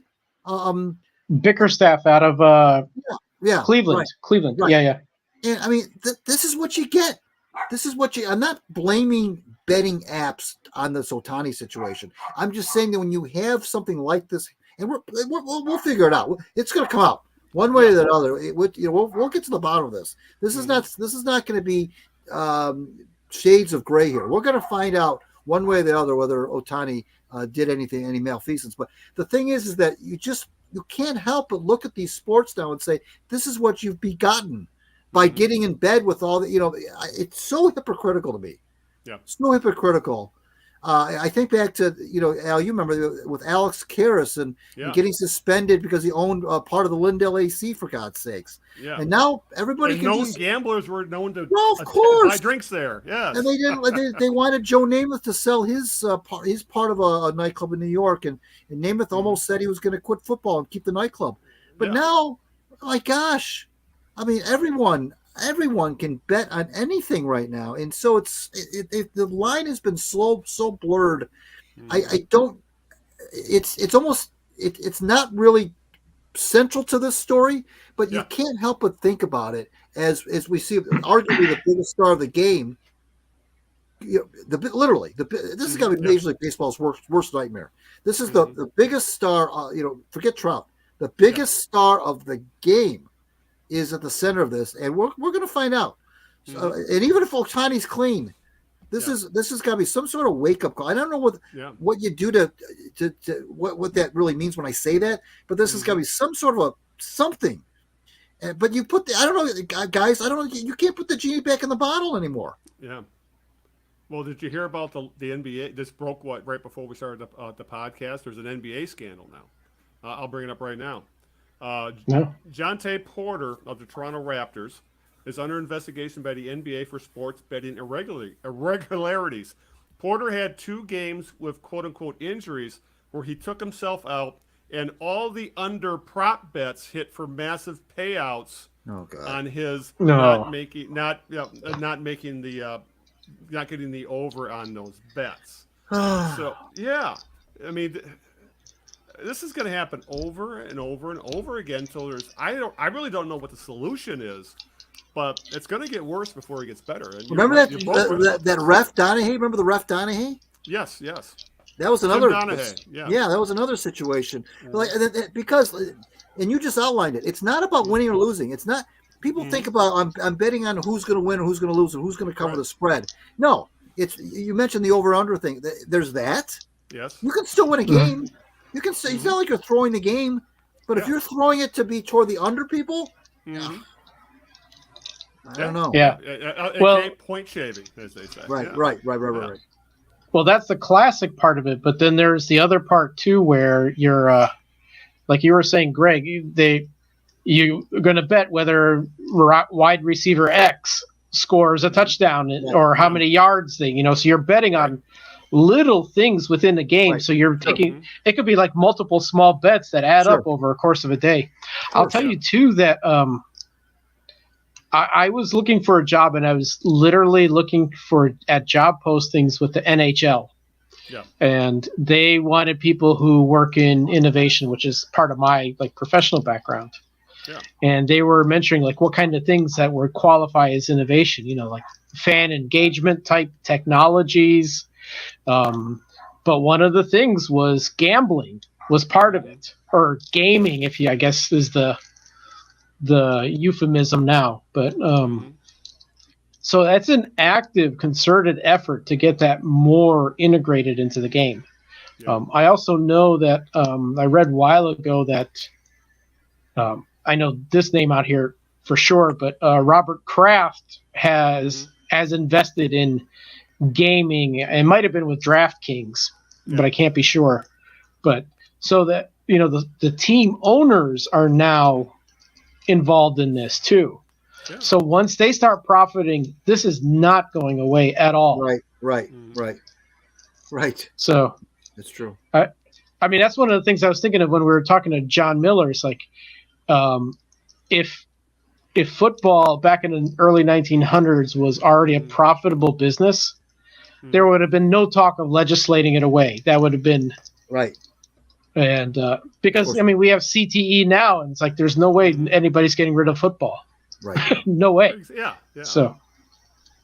All right. With that, let's go on to our BetMGM topic of the day. All right. Let's talk a little more Tigers baseball. As opening day is actually Thursday, and the Tigers have nearly set their roster for opening day. And the last real question, other than some bullpen stuff, was what the rotation was going to look like, guys. And the biggest roster news made this past week was Matt Manning got sent down to AAA Toledo, which meant Casey Mize and Reese Olson are in the starting rotation, joining Tariq Skubal, Kenta Maeda, and Jack Flaherty. Skubal will get the opening day nod. Nick, are you shocked that they sent Manning down? Because, to be honest with you, from all accounts, D-Pro's probably the worst of the three. I haven't been following the spring training because it's just not that much fun. But none of these guys are such proven starters that I'm thinking a guy is a must-have in your rotation. So if Manning didn't pull it out in spring training and then didn't plead his case well enough, so be it. Yep. I think I've been saying this a lot, like with these young guys, they should not just be given a starting job. They should have to earn a starting job. So, and who knows, maybe he'll get his head right and he'll perform in the minors and get a call up. So it's the beginning of season. Who cares? Yeah. And how many starters did the Tigers use last year anyway? They probably damn 2 dozen, or at least that's what it felt like. They probably used a dozen starters last year. So it's not like he's going to get buried down there. But I don't know about you, Greg, but I am not sold on Casey Mize. I wasn't sold on him before the arm surgery. I just think now with the after Tommy John, he's even bigger question mark. I just looked it up, Al. You're right. The Tigers last year, I think, had 18 or 19 different guys who started games. Really, it was that many? I was only half joking when I said 2 dozen. No, there was. I just did a quick check on Baseball Reference. About 18 or 19 different starters last Right. year. Who started at least one game. Yeah, well, I'm with you on Mize. Any of these guys, frankly. I mean, the pitchers are they're so volatile anymore with their arms, and almost all these guys we talked about have had arm problems. I mean, Right. and it's just the way it is anymore. Everybody's got arm problems. They weren't gonna. I mean, Maeda was obviously gonna get us. Flaherty was. It looks like that was a pretty good pickup, Right. at least so far. But hey, I'm kind of with Nick on this one. If a kid like Manning has a little chip on his shoulder going down to Toledo, okay, that's all right. Okay, son, pitch your way back to the majors. There's going to be a spot open. Somebody's going to go down. Somebody's not going to pitch well. He'll get his chance. I mean, he's still very young. I understand the disappointment. There's also disappointment with Cradler. Yeah. Because they had were to going to keep, touch on here exactly. basically had to keep Baez. Yeah. That's what happens sometimes. That's the way it goes. I'd rather have these kids go down to the minors a little pissed off, because it just shows that now, and AJ Hinch said it too, our team is harder to make now. It's harder to make this team out of spring training than it used to be. And I know those are little teeny tiny, baby steps of improvement. But Matt Manning probably would have made the team last year or the year before if the situation was the same. But you know what? He didn't. So go out there and go down to Toledo, pitch your ass off, and you'll get a call up. His big league career is not over with. He's going to be back. Yeah. I mean, it worked for Max Scherzer. I mean, we all remember when that happened, when the Tigers sent him down, and he came back, and he never went back to the minors after that when he was called up. But we might as well touch on with the Ryan Kreider, Javi Baez thing, the Javi Baez situation at this point, as Greg alluded to it. Baez coming off a horrible 2023 season, a 593 OPS, 62 OPS plus. That's one of the worst in baseball. He's now 31 years old. Had a horrible spring. His slash line is he's hitting 128, a 140 on base percentage, and he's slugging 170. I mean, the three of us could probably do that much if we went down to spring training. That's how bad he is. Right. Well, okay, I'll wait a second. I bet you we could hit 130, but you know what I'm saying here. But you have to wonder, though, guys, how much of a leash the Tigers are going to give him, because he really hasn't produced at all since they've signed him. If his offense has progressively gotten worse over the years. The only reason he's even a positive WAR player is his defense. But as good as his defense is, you can't keep that kind of bat in the lineup. Good defense can only take you so far. You need production out of the shortstop nowadays. And as Greg mentioned, Kreider had a great spring, 916 OPS and 36 at-bats. He should have made the team, but there really isn't any room for him, much because of Javi Baez. He has this massive contract. So, Nick, where are we going with this? Do you think Baez finished the year of the Tigers? Do you see I guess I'm asking, how much of a rope do you think they give Baez? Because right now he doesn't deserve much. It might depend on how well the rest of the team is hitting, actually. Yeah. Mm-hmm. So if the rest of the team does hit, you don't notice Baez's terrible batsmanship as much. Yes. But let's say the rest of the team is slumping, which with the Tigers in the last few years is a possibility. Yeah. Then his struggles at the plate become amplified. Do they get rid of him? I don't know how the current front office would think of it. Yeah. He's like it's like a mini Miggy situation with worse hitting. So you have a guy that can play shortstop. Maybe that's enough for right now. He can have some defense, and you stick him in play. You have him hit ninth and minimize the damage. But I think they're going to try and get as much as they can out of him. But if this continues, I figure they'll cut bait before the end of his contract. I don't know if that'll be this year or not, because he might be worse at 32 than he was at 31, and then even worse at 33. So because that's a great point. It's not middle infielders don't tend to age well. The odds are he is going to get worse, especially a guy who depends on athleticism and bat speed. And not like we haven't seen the Tigers do this before. they have let guys go in the middle of their contracts.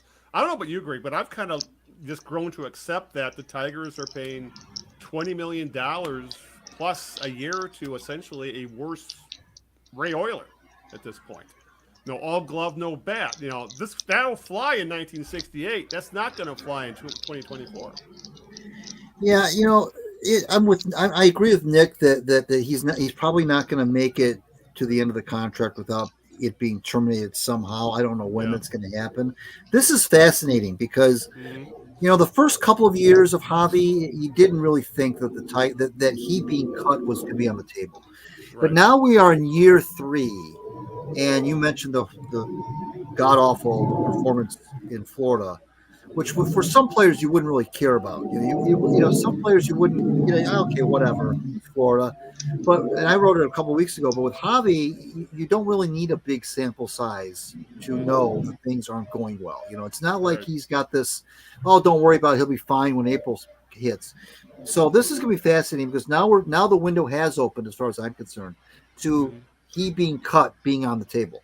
It's just so it'll be interesting to see. And Nick's right in terms of how well the rest of the team hits will also go a long way. But you're also right, Al. You can't hide that kind of a bat at a position like that anymore. You're right. This isn't the 70s or even the 80s where you could, that was maybe considered a weaker hitting position. No, you can't do that. You can't hide them.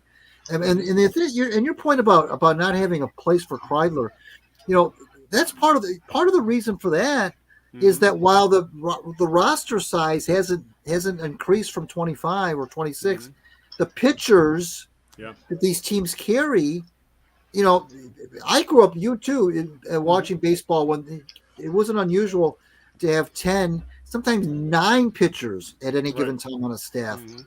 Now you've got 12, some even carry 13, which means you've only got 3 or 4 bench guys in any given game. One of those is always a catcher. So you got to have a catcher, right? Yeah. And so now maybe a spare outfielder and maybe a utility guy. And a spare infield. That's about it. Yeah. Yeah. And if Kreidler stayed here, when was he going to play? I mean, Javi's going to start, and no question.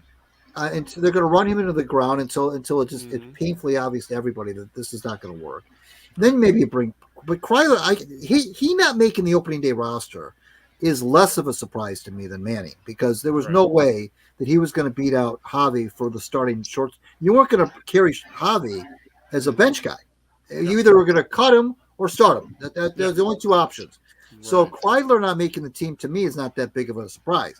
But to me, what's going to be fascinating to see how this plays out is how long they ride the Baez train before it becomes. And also, to Nick's point, what's also going to matter isn't just how many other bats there are, but how well the team does. If the team is competitive and starts to make a little noise in the division, that may also grease Javi's skids, because now he really becomes a liability. If they're losing, you're losing 95 games. Okay, one thing. You have a chance of winning the division. You can't carry a guy like that. Right. Yeah, and especially the Tigers are they're really depending on young guys producing. Parker Meadows is still honestly an unknown. He showed flashes last year, but you look at his overall stats. He wasn't a plus offensive player, at least at the plate. Right. Torkelson, we don't know. He had 30 home runs, but he didn't do much else. Green, always he's been hurt. He hasn't been able to play a full damn year yet. So Colt Keith, a complete unknown. We don't know what's going to happen. He's never been in the bigs. Got a huge contract. He's our second baseman. So there's a lot of question marks. I mean, there's a lot of upside of all these guys we're talking about. And Javi Baez, he could rediscover the fountain of youth. Who knows? But there's an awful lot of question marks offensively of this team going into the opening day, Nick. And I know fans are excited. They think this is at least a 500 team. But this is a 500 team. This is a team they're hoping is going to play 500 or better baseball. There are an awful lot of question marks on the offensive side of the ball. There have been for several years, right? I mean, they haven't had much of an offense to speak of at all. I think the fact that they did as well as they did is because of some kind of minor miracle between the pitching coach and AJ Hinch managing the pitching staff, to be honest. Mm-hmm. Yeah. But, I mean, even last year, it seemed like they were hitting either feast or famine. Mm-hmm. It took Torkelson half a season to get going, and then he was on a tear.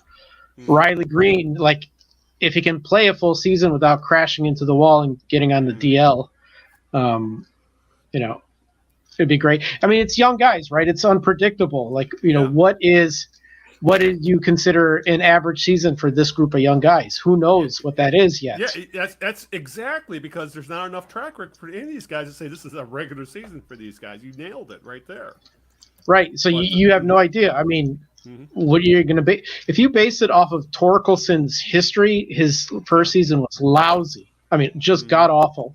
Yeah. His second season, he had a good half a season. Yeah, and good he still second was half of the season. League average at best first baseman, because he didn't walk. It was Right. home runs, and that was about it. You're right. So, who knows where it could go? Which Torkelson are we going to get this year? Which Riley Green are we going to get? Which what's the other guys I'm thinking of? Carpenter. Carpenter, Meadows. You got a new third baseman that seems okay bat.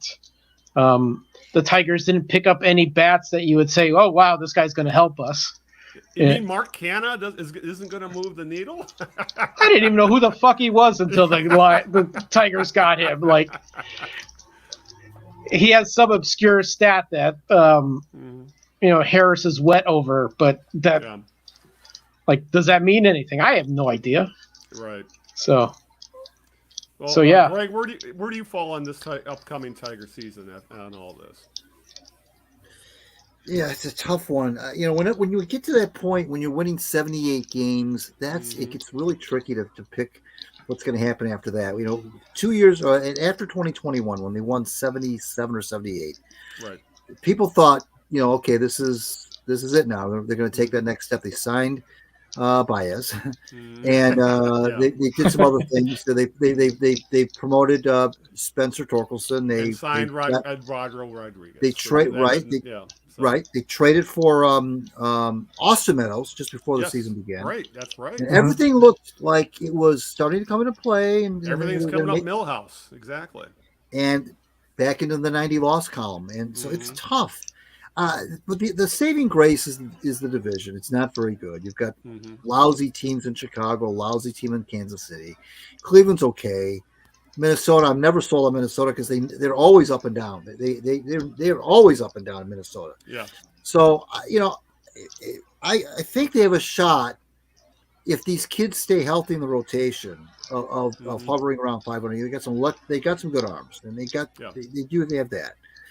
But they still don't have, to me, that thumper in the lineup and that game changer. Torkelson had a good second half to Nick's point. He was awful in the first half. You look at his stats. AJ Hinch calls them scoreboard stats. I like that term. Yeah. 31 home runs and 90 some odd RBIs. Well, okay, all right.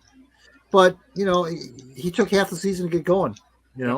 And Nick's point about Riley Green, about how injury prone he's been because of how he plays, and none of these guys are really great defensively. Sometimes they make the easy catches look spectacular, kind of a thing. Yeah. But and no Miggy. It'd be interesting to see how this whole thing goes without Miggy Cabrera in the clubhouse. So, but yeah, I think it'll be interesting. I think it'll keep our interest. Let's put it this way. But they can't get off to They can't be 8-25 like they've been. You got to stop that. That was my next question. This got to stop these slow starts. Bad April. Yeah. No. Yes. Yeah, I think that's a good way to end it. No. Good April. Good April. Good. All right. Let's continue. Let's move on to the Lions. They've had some free agency, but really made the big news is they cut Cam Sutton. This came out of the blue, guys. Yeah. It was very strange. They released a day after the Lions learned there was a warrant out for the arrest of Cam Sutton on one count of domestic battery by strangulation. The Lions released him. And the Lions did say today, Rod Wood came out and said that Ron Wood, whatever the hell is the Wood guy. And he came out and said today The Lions have a zero tolerance policy, so they were going to cut him no matter what, which makes sense when your team is owned by a woman, for Christ's sake. But they also said they were in contact with him and encouraged him to turn himself into the authorities. And that's where this got weird, because the Hillsborough County Sheriff's Office have been unable to find or contact him. Essentially, they said he shut off his phone. There's been no sign of his vehicle. If he's home, he's not answering the door. Doesn't look like anybody's home. He's essentially disappeared. But they say he's not considered a missing person. But there is a warrant out for his arrest. Reportedly, the Lions will void the $10.5 million salary guarantee for this coming year. There will probably be some salary cap implications when it comes to how they amortize bonuses and that sort of thing. But it's not going to be a huge detriment. But once this is approved, they will get the cap space back via the NFL. But now the cornerback room is kind of in flux now, because he was probably going to be plugged in as their CB2, their number 2 cornerback. They did trade for Carlton Davis, who will likely be the number 1 cornerback. They re-signed Emmanuel Mosley, who's supposed to be depth, along with they signed free agent Amik Robertson, another depth guy. So these guys are going to play, but they weren't considered to be starters. So now they're still down a CB2. So it sure looks like, Greg, they're going to be drafting a cornerback. Shit happens, but this is weird shit. Well, you mentioned it came out of nowhere. Well, this kind of stuff always kind of comes out of nowhere. I mean, you don't know who's capable of doing this kind of stuff until it happens. From a strictly football side, they'll have to get some help probably in the draft at the cornerback position. Sutton, as you know, was maligned, especially as the season wore on, for getting absolutely torched by the other team's number 1 receiver. I mean, it wasn't all his fault. I mean, I'm not going to blame it all on him, but the other team's receivers, Justin Jefferson and you name it, were just having career days mostly against Sutton. And so he was having some problems back there. And kind of in a quiet move, the Lions let Dre Bly go, their cornerbacks coach. Right. And that was kind of done quietly, because I think they weren't pleased with what they were getting in the secondary. Right. But so from a football standpoint, I don't know that they'll miss Sutton all that much because of what I just said. Now, from a non-football standpoint, I'm glad the Lions did what they did. Yep. None of this, I don't want to hear anything about, he's got to be proven innocent first. No. There's enough smoke around this. The fact that he went on the lam didn't help his cause. Right. He went missing for a while, and that didn't help, anything. And frankly, the Lions don't have to wait for the judicial process to No, to that's a good point. That's not their thing. They'll let the legal thing is the legal thing. They have a business to run, and it's like any other employee. You don't have to wait until the guy. You don't have to wait till the employee has his due process and has his trial. And no, if you want to get rid of a guy because you don't like having that hanging over your football team like a black cloud, then you can get rid of him. That's the way it is. Now they're going to take a little bit of cap hit. Yeah, okay, but hey, none of this. I'm glad that they did what they did, and as quickly as they did it, moved on from him. He's law enforcement's problem, as he should be, and now the Lions can move on. Frankly, this is I hate to say this, but I don't want this to happen at all. But thankfully, if it was to happen, it did happen before the draft, because now it might change your strategy about who you do draft. Had this happen after the draft, between the draft and spring football or training camp, they might have been, it may have hurt them a little bit more on the field, but you can't have this kind of stuff go on. You can't. Right. Yeah, Nick, and this is the thing. Does Lions say they have a zero tolerance policy? They followed up on it. And he was cut literally the next day after this news broke. Well, I'm trying to think back to other Lions that have done stupid things like this, and I'm actually struggling to think about that. I think the Lions have been pretty good about keeping this kind of issue out of the locker room. Right. And so I'm not surprised. And they did the right thing. As a front office, you have to they've been talking about culture for years now, since Brad Holmes and Dan Campbell came here. They want guys to come in and be focused and play, and keep their noses clean. And for the most part, that's what they've had.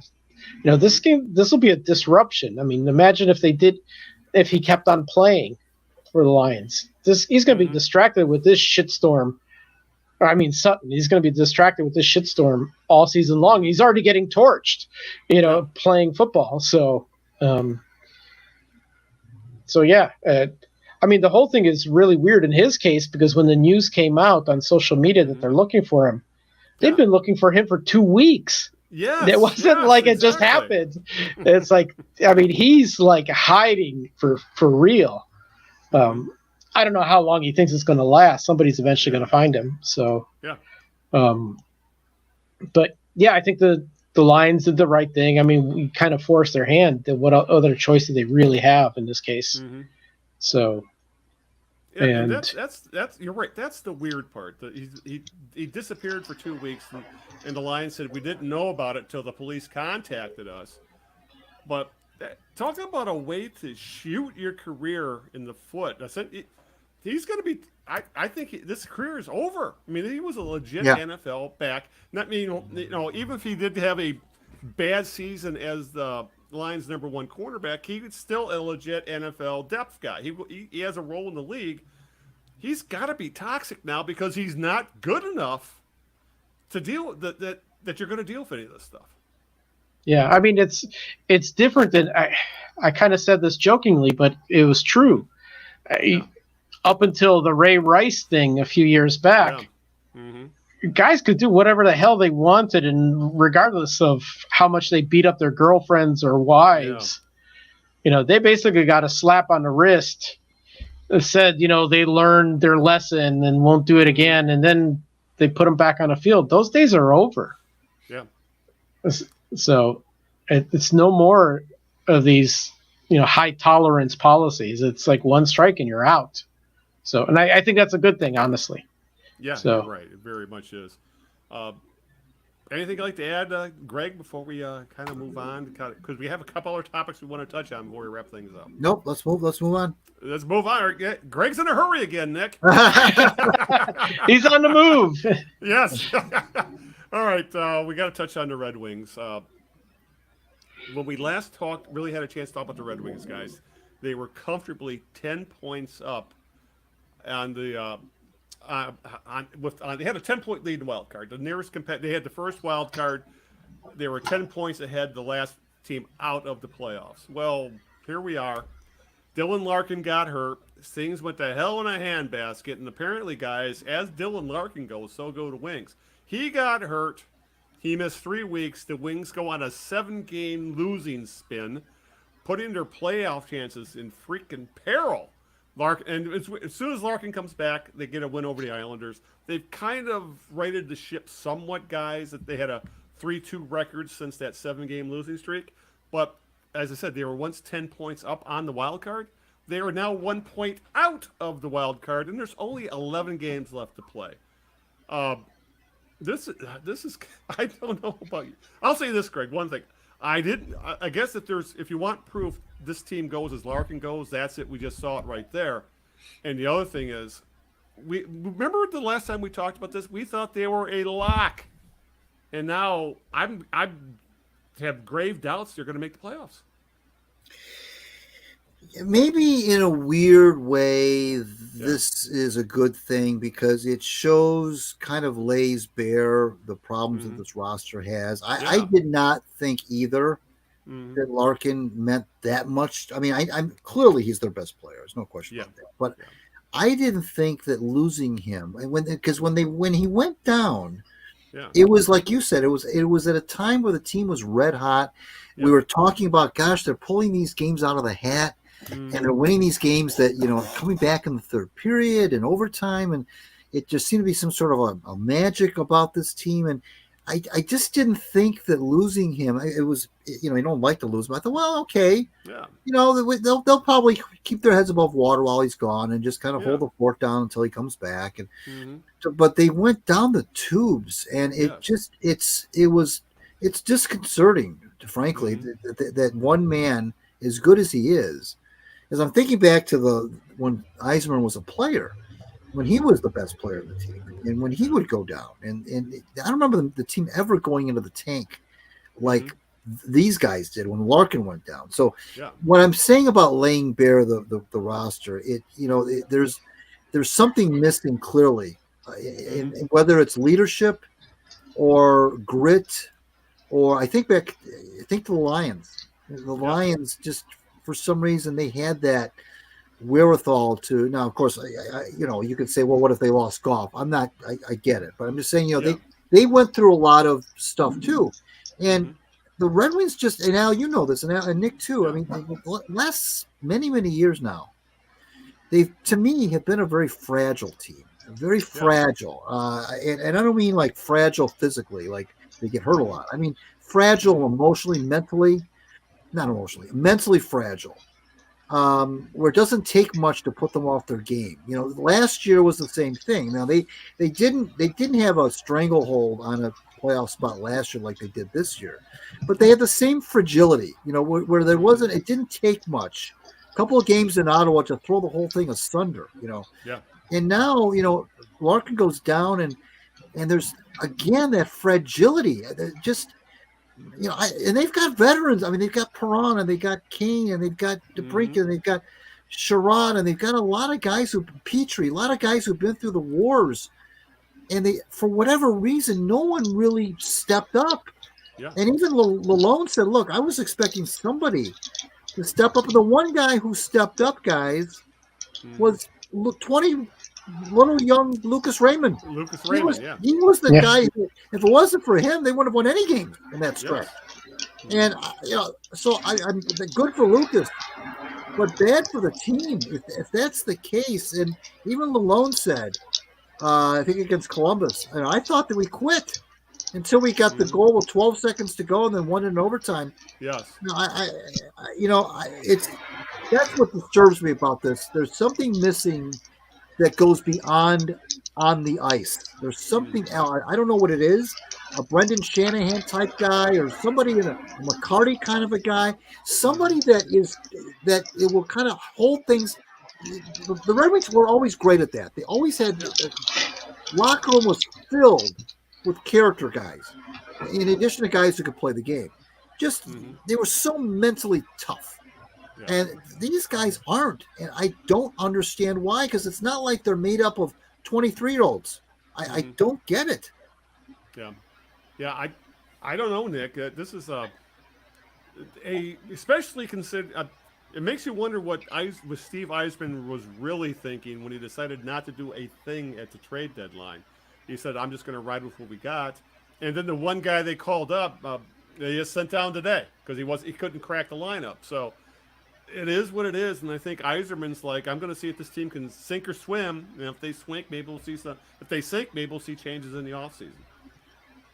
Yeah, it is weird. I think Greg is right. There has been a fragility in this team.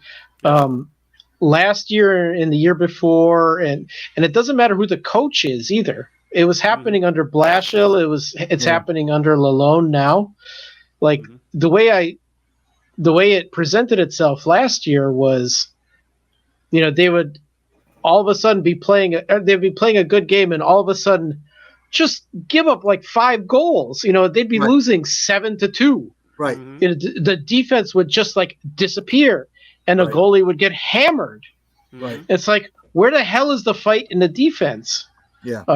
I mean, we've seen enough good Red Wings hockey where you got guys with chips on their shoulder and, a lot of talent coming in there compensating if you lose one of the good players or one of the other many good players, right? So, but I've never seen a hockey team whose fortunes just flip from good to bad with the loss of one player. Yeah. Right. And it really, Dylan Larkin is playing better than he's ever played before, to be honest. He's really kicked it up more than one notch this year. But holy shit, they stopped scoring. Yeah. Yzerman literally went the last 2 seasons to go find scoring for the team. And Larkin goes out, and they stop scoring scoring goals. Yeah, It's really, really bizarre. I don't know what to make of it. I used to think, okay, they're young, they're terrible at defense, they need beefing up defense. Right. Okay, they need goal scorers. They go out and get proven goal scorers, and it's kind of like nothing. Yeah. It kind of goes back to last year. So last year it happened in the beginning of February. Now it's happening at late March. So it's an improvement, I guess. Like an uninspiring improvement. And the one thing I will bring up too, like twice this year, the Red Wings are going well, and we made the mistake of praising them. Yeah. And they hit walls both times. Yeah. I will never praise that team again until the season's over. So I think it's the knee-jerk's curse in this case. We put the whammy on those guys. Yes, yeah, the whammy. No whammies. That's right. So one more thing, though, Greg, is that as Nick kind of mentioned, there is some youth on this team, but overall, this is not a young team. Not with these free agent signings Steve Yzerman has done. That's what I don't understand. I don't, and I guess it just goes to show that you can have guys who've been through the league, but if they don't have that, I don't know what it is. I can't explain. I wish I could sit here and tell you exactly what's going on, but all I know is that one player should not. I don't care who he is. I mean, but again, maybe this just shows. You mentioned a few minutes ago, Al, about maybe Yzerman. When he did make any moves at the deadline, maybe this is eye-opening to him too. Maybe this has exposed something in this roster that it's an intangible. And I hate to use words like that because that sounds like a cop-out. But I can't think of it. I just think back to and the good news is that he was on teams. Yzerman was on tons of teams that won. And I really believe that when you are a general manager in the National Hockey League and you've been around winning as a player and you know what it takes in the dressing room and what it takes behind the bench and what it takes on the ice, I can't help but think that's got to help. It's got to help you when you're evaluating talent and figuring out what you're going to do with the roster. He's been through all that stuff before. He knows the kind of guys that make a team tick. And I know it's a different game now. I know we're talking 30 years ago almost since he played. I get it, or 20 years ago for sure. 30 years in the heyday. But I still think that some things don't change. And to lose one man, they would not have done that. They would not have lost those games if Larkin was in the line. I'm convinced they would not have gone in that losing streak if Larkin was still there. Yeah. But we still have to, and I hate to talk about this too because we sound like a broken record. The goaltending is still not. I made a thing on Twitter. I said I think that Yzerman's goaltending situation is like the hockey version of Dombrowski's bullpen situation. Yep. Never could figure out the bullpen. Dombrowski, he tried. He brought in a lot of guys, never could quite get there. And now the goaltending's the same thing. I'm getting the same sensation. Watching the goaltending situation, Reimer struggle and Lyon now doing the thing I was hoping he wouldn't do, but he's doing, which is petering out. And I don't, that's, and they got some kids down in the farm, but they're not ready yet. And that's not helping. That goaltending is not. Reimer let in a goal that you and I could have stopped the other night in against the Islanders, I think. Islanders, the one that made it 1-1. Really, that was just god awful. Yeah. But I don't know. It's just not there yet. The goaltending is not there yet. Still. Yep. Yeah. It's and we've talked about that. We were not convinced on the goaltending, and it's starting to catch up with them again. Yeah. All right. I'm going to bring up one of Nick's favorite topics. That's the Pistons. All right. Yes. All right. Brace yourselves, guys. Yeah. Because a personal story. I'm flying back from Florida last night. My flight gets delayed. I'm stuck in Charlotte's airport. I'm sitting in a bar having a gin and tonic waiting for my flight. And my phone goes off. And Nick sends out a text to our joint chat with the worst win percentages in the past 10 years. And at number 3 is the Detroit Pistons at 3.62. The only franchises that are worse are the Jaguars and the Jets, and that's not by much. And the Pistons are playing right now, Nick, and they are losing by, I think, 17 or something like that to the Knicks right now as we're talking. There were yes, there's injuries with this team. Cade Cunningham sat out last night. Isaiah Thomas, Isaiah Stewart are out for the season. And most of the other, about the only guy that's playing regularly right now that would you consider a starter, that's not hurt, is Jaden Ivey. But the lineups are thrown out there, Nick. Buddy Boeheim got 22 minutes last night. Or the other night, and they're praising him. Buddy Boeheim.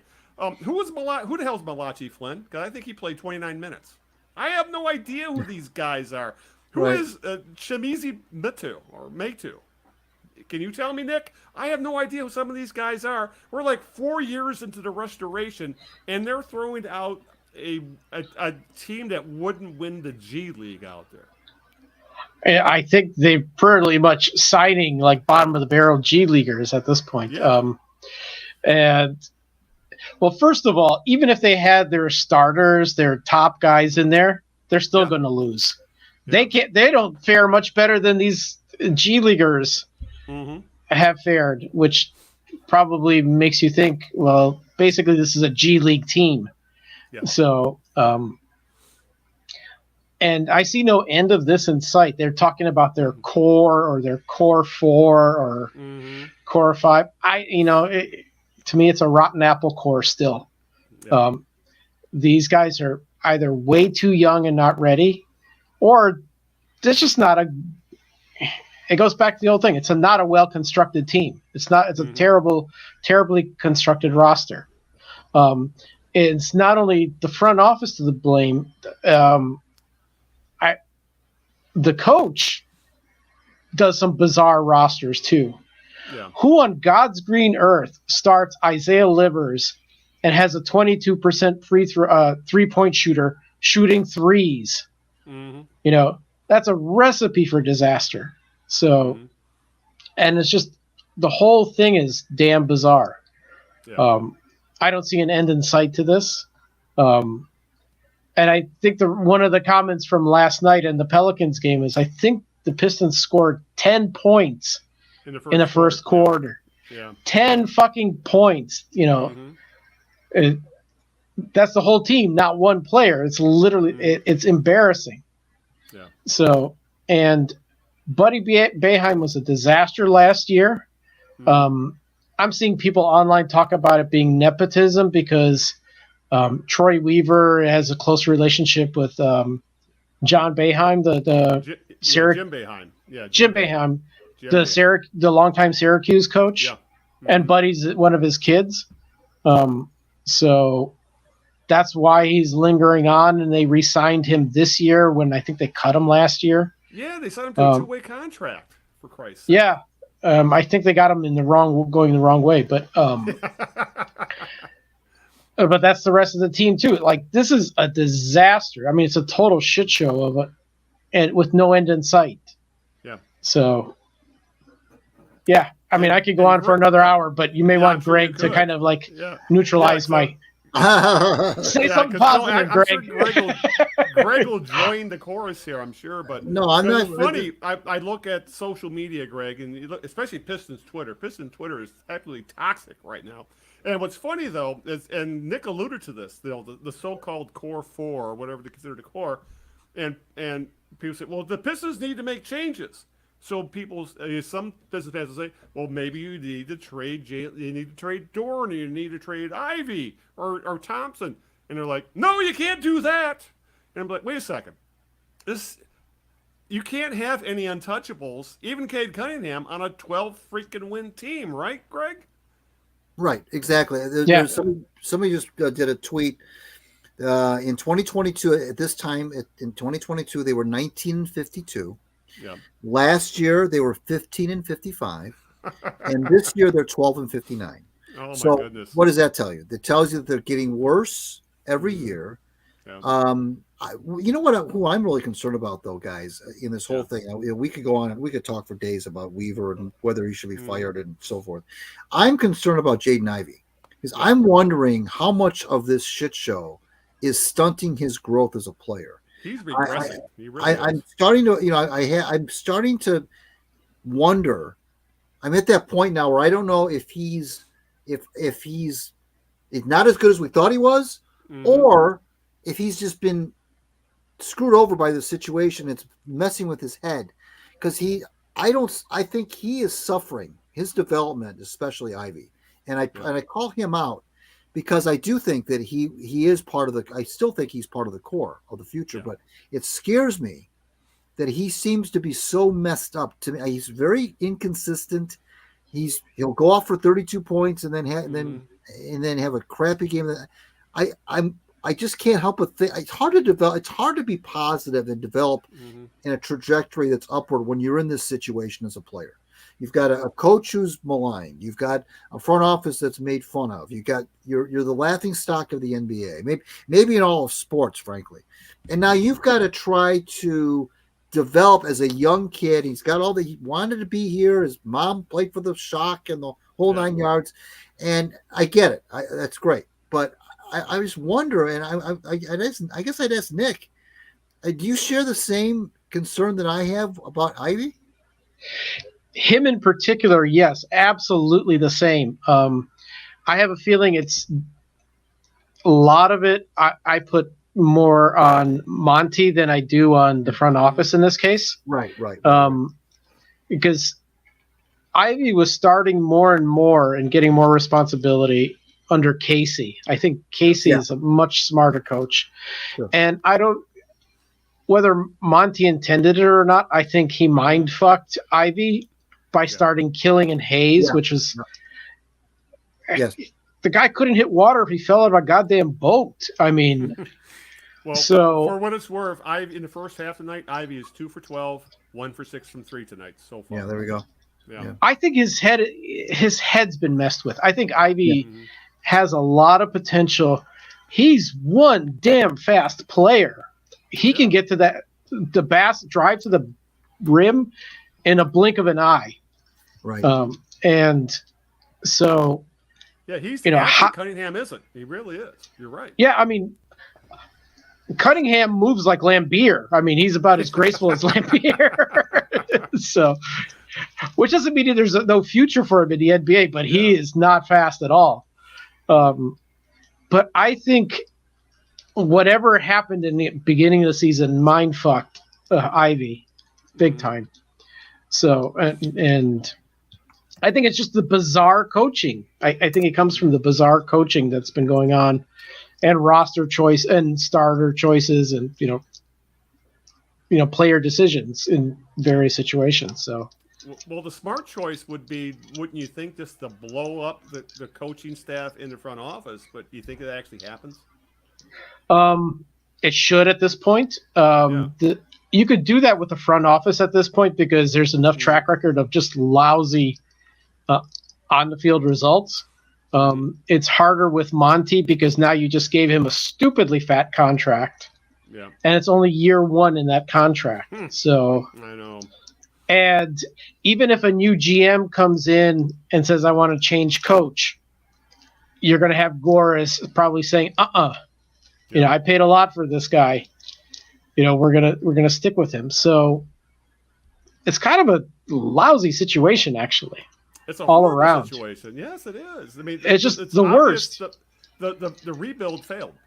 That's what it's looking like. It really is. Yeah. Well, not only that, it's not like it's going to be over. This isn't going to linger. Goris made some stupid hires. Even Stefanski before him, that guy didn't have that much of a good track record with other teams. Right. Weaver. Okay, now we see what Weaver can do. So let's move on because it's not helping. Yeah, exactly. And so yeah, I think what has fans with that feeling of doom and the feeling that this is not. This is just. They look at Gores, and they don't see a guy who is competent or he's a bad combination of incompetent and meddling, and that's a lethal combination when you're an owner of a sports team, when you are meddling and you're incompetent. Now you've had meddling owners in the past who've been good, Al Davis, Jerry Jones, because they know a little bit about what they're talking about. Gores doesn't. That's the problem. He gets involved in things he shouldn't be getting involved with. And you also get the feeling that there's not going to be that accountability that we're talking about with Troy Weaver. He keeps coming, at least publicly. Gores keeps coming out when you can nail him down, when you can, in between Johnston in the West Coast there, when you can nail him down. He always says positive things about the direction of the team. And it's really it's insulting the intelligence of the fans in Detroit, because it's okay to say that initially, when you first hire a new guy, a new front office guy, put that support behind him. But 4 years in, and they're a league-wide joke. And now you've got the GM is fighting the fans in the stands, and the fans are chanting "sell the team," and it doesn't look like. I don't think they're going to see that accountability. I would be shocked if Troy Weaver lost his job before. I think they're going to give him one more draft, one more off season, and I wish I was wrong, but I don't see it coming from Gores. I don't see that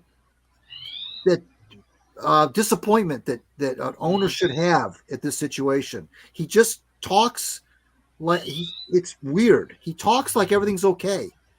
It's just a weird. He's out of touch.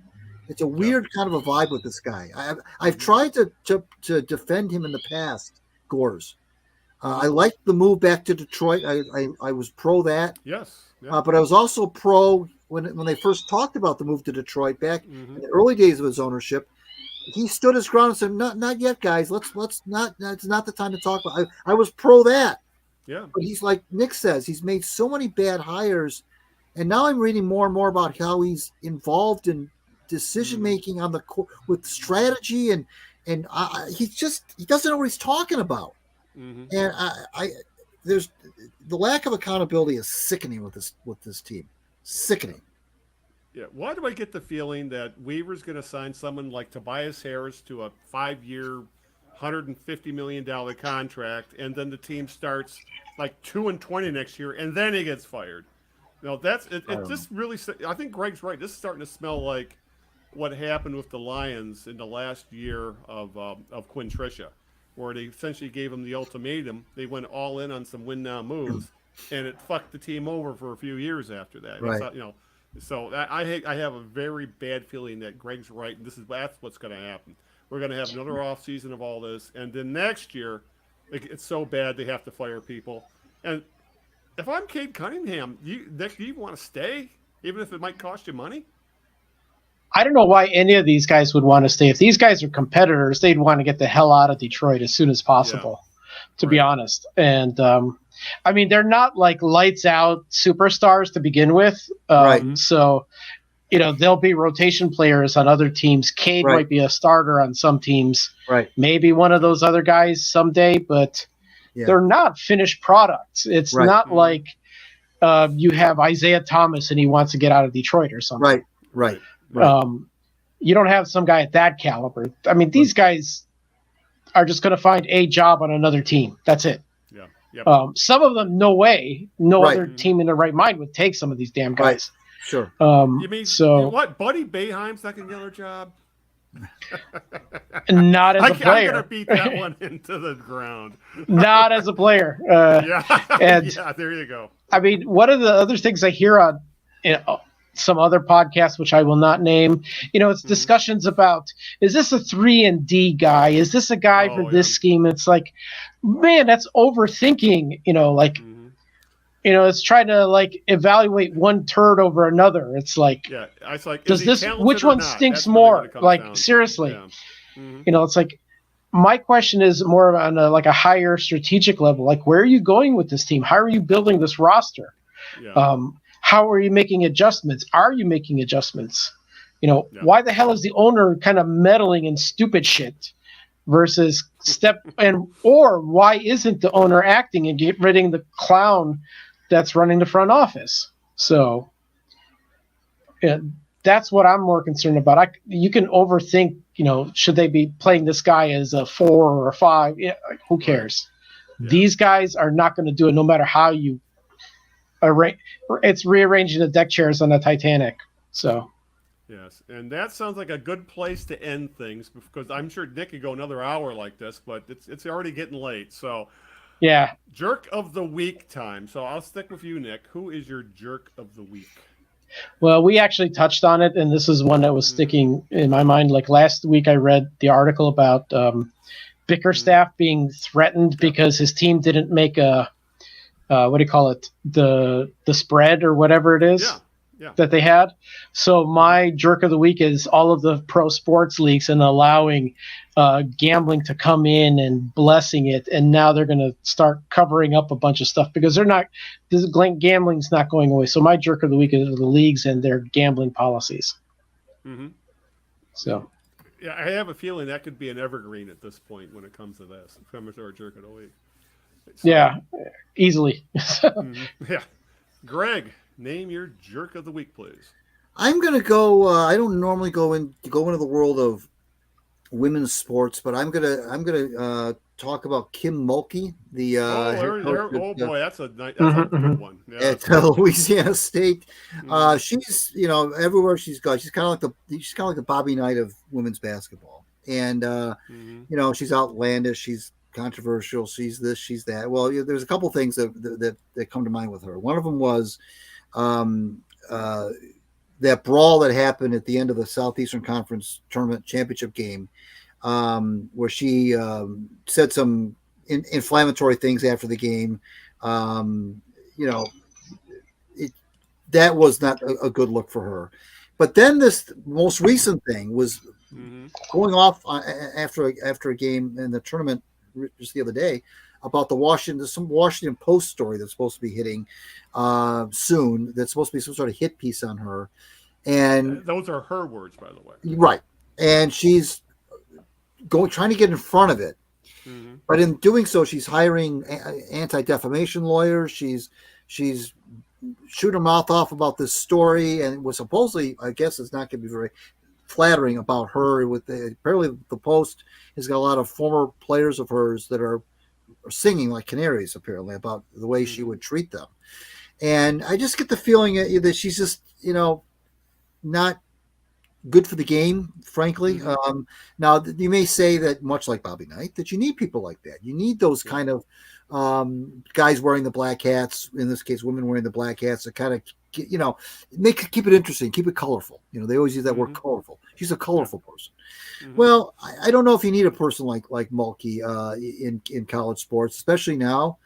Maybe those kind of tactics Al and Nick would have worked, maybe when they were successful would have been tolerated, in the years past. But like Bobby Knight, who the game passed by, maybe it's time for these kind of tactics that, fortunately, there aren't too many Kim Mulkeys out there that I know of, thank goodness. But I just don't think she's good for the game. And I think that something tells me that if she's getting this half cocked over a story that isn't even published yet, then she knows something bad's about to happen, and probably self-inflicted. So my jerk of the week is Kim Mulkey. Yeah, Kim Mulkey just learned about the Streisand effect. Yeah, right, right, true, yeah, very true. But that's what they got me about this. Just for a sec here is the Washington Post is not going to write a hit piece. And supposedly they've been working on this piece for 2 years, and they've asked her several times for. They asked her several times for comment to answer questions. And this last time, she says, they only gave me 48 hours. And the writer of the piece is like, we've been trying to talk to you for 2 years, and you still know. So 2 years and 48 hours. Yeah, exactly. So, yeah, and there's always been rumblings around Mulkey that, about racism, about homophobia, about anti-trans stuff, about Trump. She's a Trumpism, all kinds of bad stuff. So Greg nailed it. If she's acting like this, WAPO has the goods, and it's going to get bad. So good call on that one. Hey, Nick, I'm going back to your favorite topic, gambling. Okay. All right. Right on. Yes. Well, My jerk of the week is Reese Davis. I don't know what if you heard what he said on the air the other day. No. Yes. Well, he was doing a betting segment with betting analyst Aaron Dolan during this was Sunday. Well, now there's betting analysts now. Oh God. Yes, there's on ESPN Bet. And Dolan had just gotten done explaining why she was going to pick the under in a second-round game between Northwestern and UConn. And this is what Reese Davis said. Some would call this wagering, gambling. I think the way you've sold this, I think what it is a risk-free investment. This is an ESPN talking risk-free. A risk-free investment. There's no such thing as a risk-free investment in gambling. And the fact that, he claims it's a joke. He was just joking. Of course. And he went on Twitter and he had this two-tweet long legalese type. I wasn't encouraging betting kind of, you know what I mean? Right. I'm sorry, but not sorry. I was joking. You shouldn't take this seriously. Right. But again, here we are. ESPN is neck deep with. They got their own gambling app, ESPN Bet, and then you have guys on air encouraging bettors that this one's risk free, like he's Jimmy the fucking Greek. So, it was. These guys got it. That was one of the stupider things you could do. I mean, Reese Davis normally seems to be a very level-headed kind of guy, right? But this was goddamn boneheaded stupid. And you have to believe the moment that show ended, the suits were all over him saying, don't do that again. So that's my jerk of the week. Reese Davis for claiming gambling is a risk-free investment. So, good Lord, guys. Talk about a wild podcast. We've been all over the place with this one. Yeah. But I think with that, it's time. We need to get the hell out of here. We're running along. So, Greg, do your usual magic and get out the thank yous and the social medias and all that fun stuff. Sure, absolutely. Thank you to John Miller for being here earlier in the show and talking about his book, The Big Scrum. A lot of fun talking about early 20th century football with John, and he took us through the whole process of how he came to write the book and everything. And it was a good interview. Thanks to Nick Milanovich for setting that up for us. A couple weeks from now, I'm not sure who we're going to have on. We'll see. I want to remind everybody to subscribe, please, to gregino.substack.com. I come into your inbox every Monday. I would appreciate that. And follow me on Twitter at Gregino, and follow the Knee Jerks on Twitter as far as that goes at the Knee Jerks. And of course, I want to thank my lovely wife Sharon for putting up with this nonsense every 2 weeks, and thank you guys for making Monday night so gosh darn fun. And why don't you tell the people, Greg, what you wrote about this week? Well, today's piece was about Colt Keith, comparing him to when the Tigers anointed Lou Whitaker back in '78 as their second baseman in the future, with Neary hardly ever playing a big league game, and at the age of 20, essentially. And now here comes Keith at 22, I believe, who's been anointed, and with a lot of money too on top of it, which was not the kind of money that Lou got, but a lot of money there. And just about Colt and about his ascension to the big leagues, and we'll see what happens there. But check it out. I'd appreciate it. All right, Nick, tell us where people can find you online. Right. Well, the main place to find me is on Twitter at Nick Milanovich, and I'm on there probably up for another 11 games. It'll be a lot of Pistons tirades, and although it's starting to get old, well, beyond old, but love talking about Detroit sports and a bunch of other stuff that from the past in Detroit, because I haven't lived there in a while. But come send me a note, join the conversation. All are welcome. Just be nice. You can swear and cuss and be frustrated at your teams, but be nice to your compatriots on Twitter. So and we also need to give a shout out to Nick, Greg, for his recommending John Miller today. Absolutely. That was all Nick. Yes. And I will shout out, give a shout out to John, because it's a fantastic interview. I did read his book. I read it a year ago, actually. And I'll also thank friend of the show, Bob Page, because he's the one that actually recommended the book to me. Thought it was really good. So it was a fantastic recommendation, and I thoroughly enjoyed the book. So. Yep. As I said, it sounds like time is a small circle, so is social media. So, Yep. All right. With that, let's start to get out of here. First off, if you want to listen to this podcast, you can find us in numerous places online.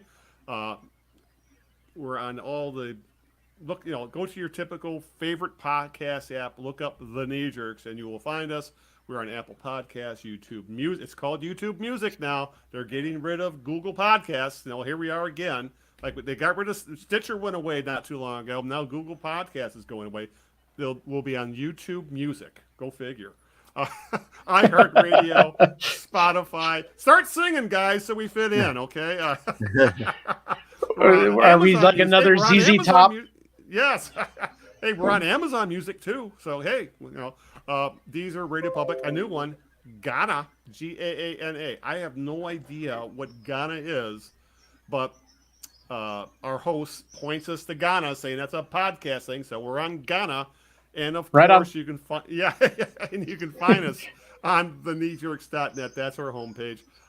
You'll find all the links to everything we talked about on the show there. Links to Greg's Substack, all the social media, and of course a link to John Miller's book. Please buy the book. It's a very, very interesting read. And of course you can get the MP3 and do what you will with the podcast from there. All right, let's get the hell out of here as we are running long. So this is Al Beaton saying good evening, good luck, and aloha. We'll see you in 2 weeks, along with Greg Eno. Ciao, We'll see you in 2 weeks. And Nick Milanovich. Ciao, everybody.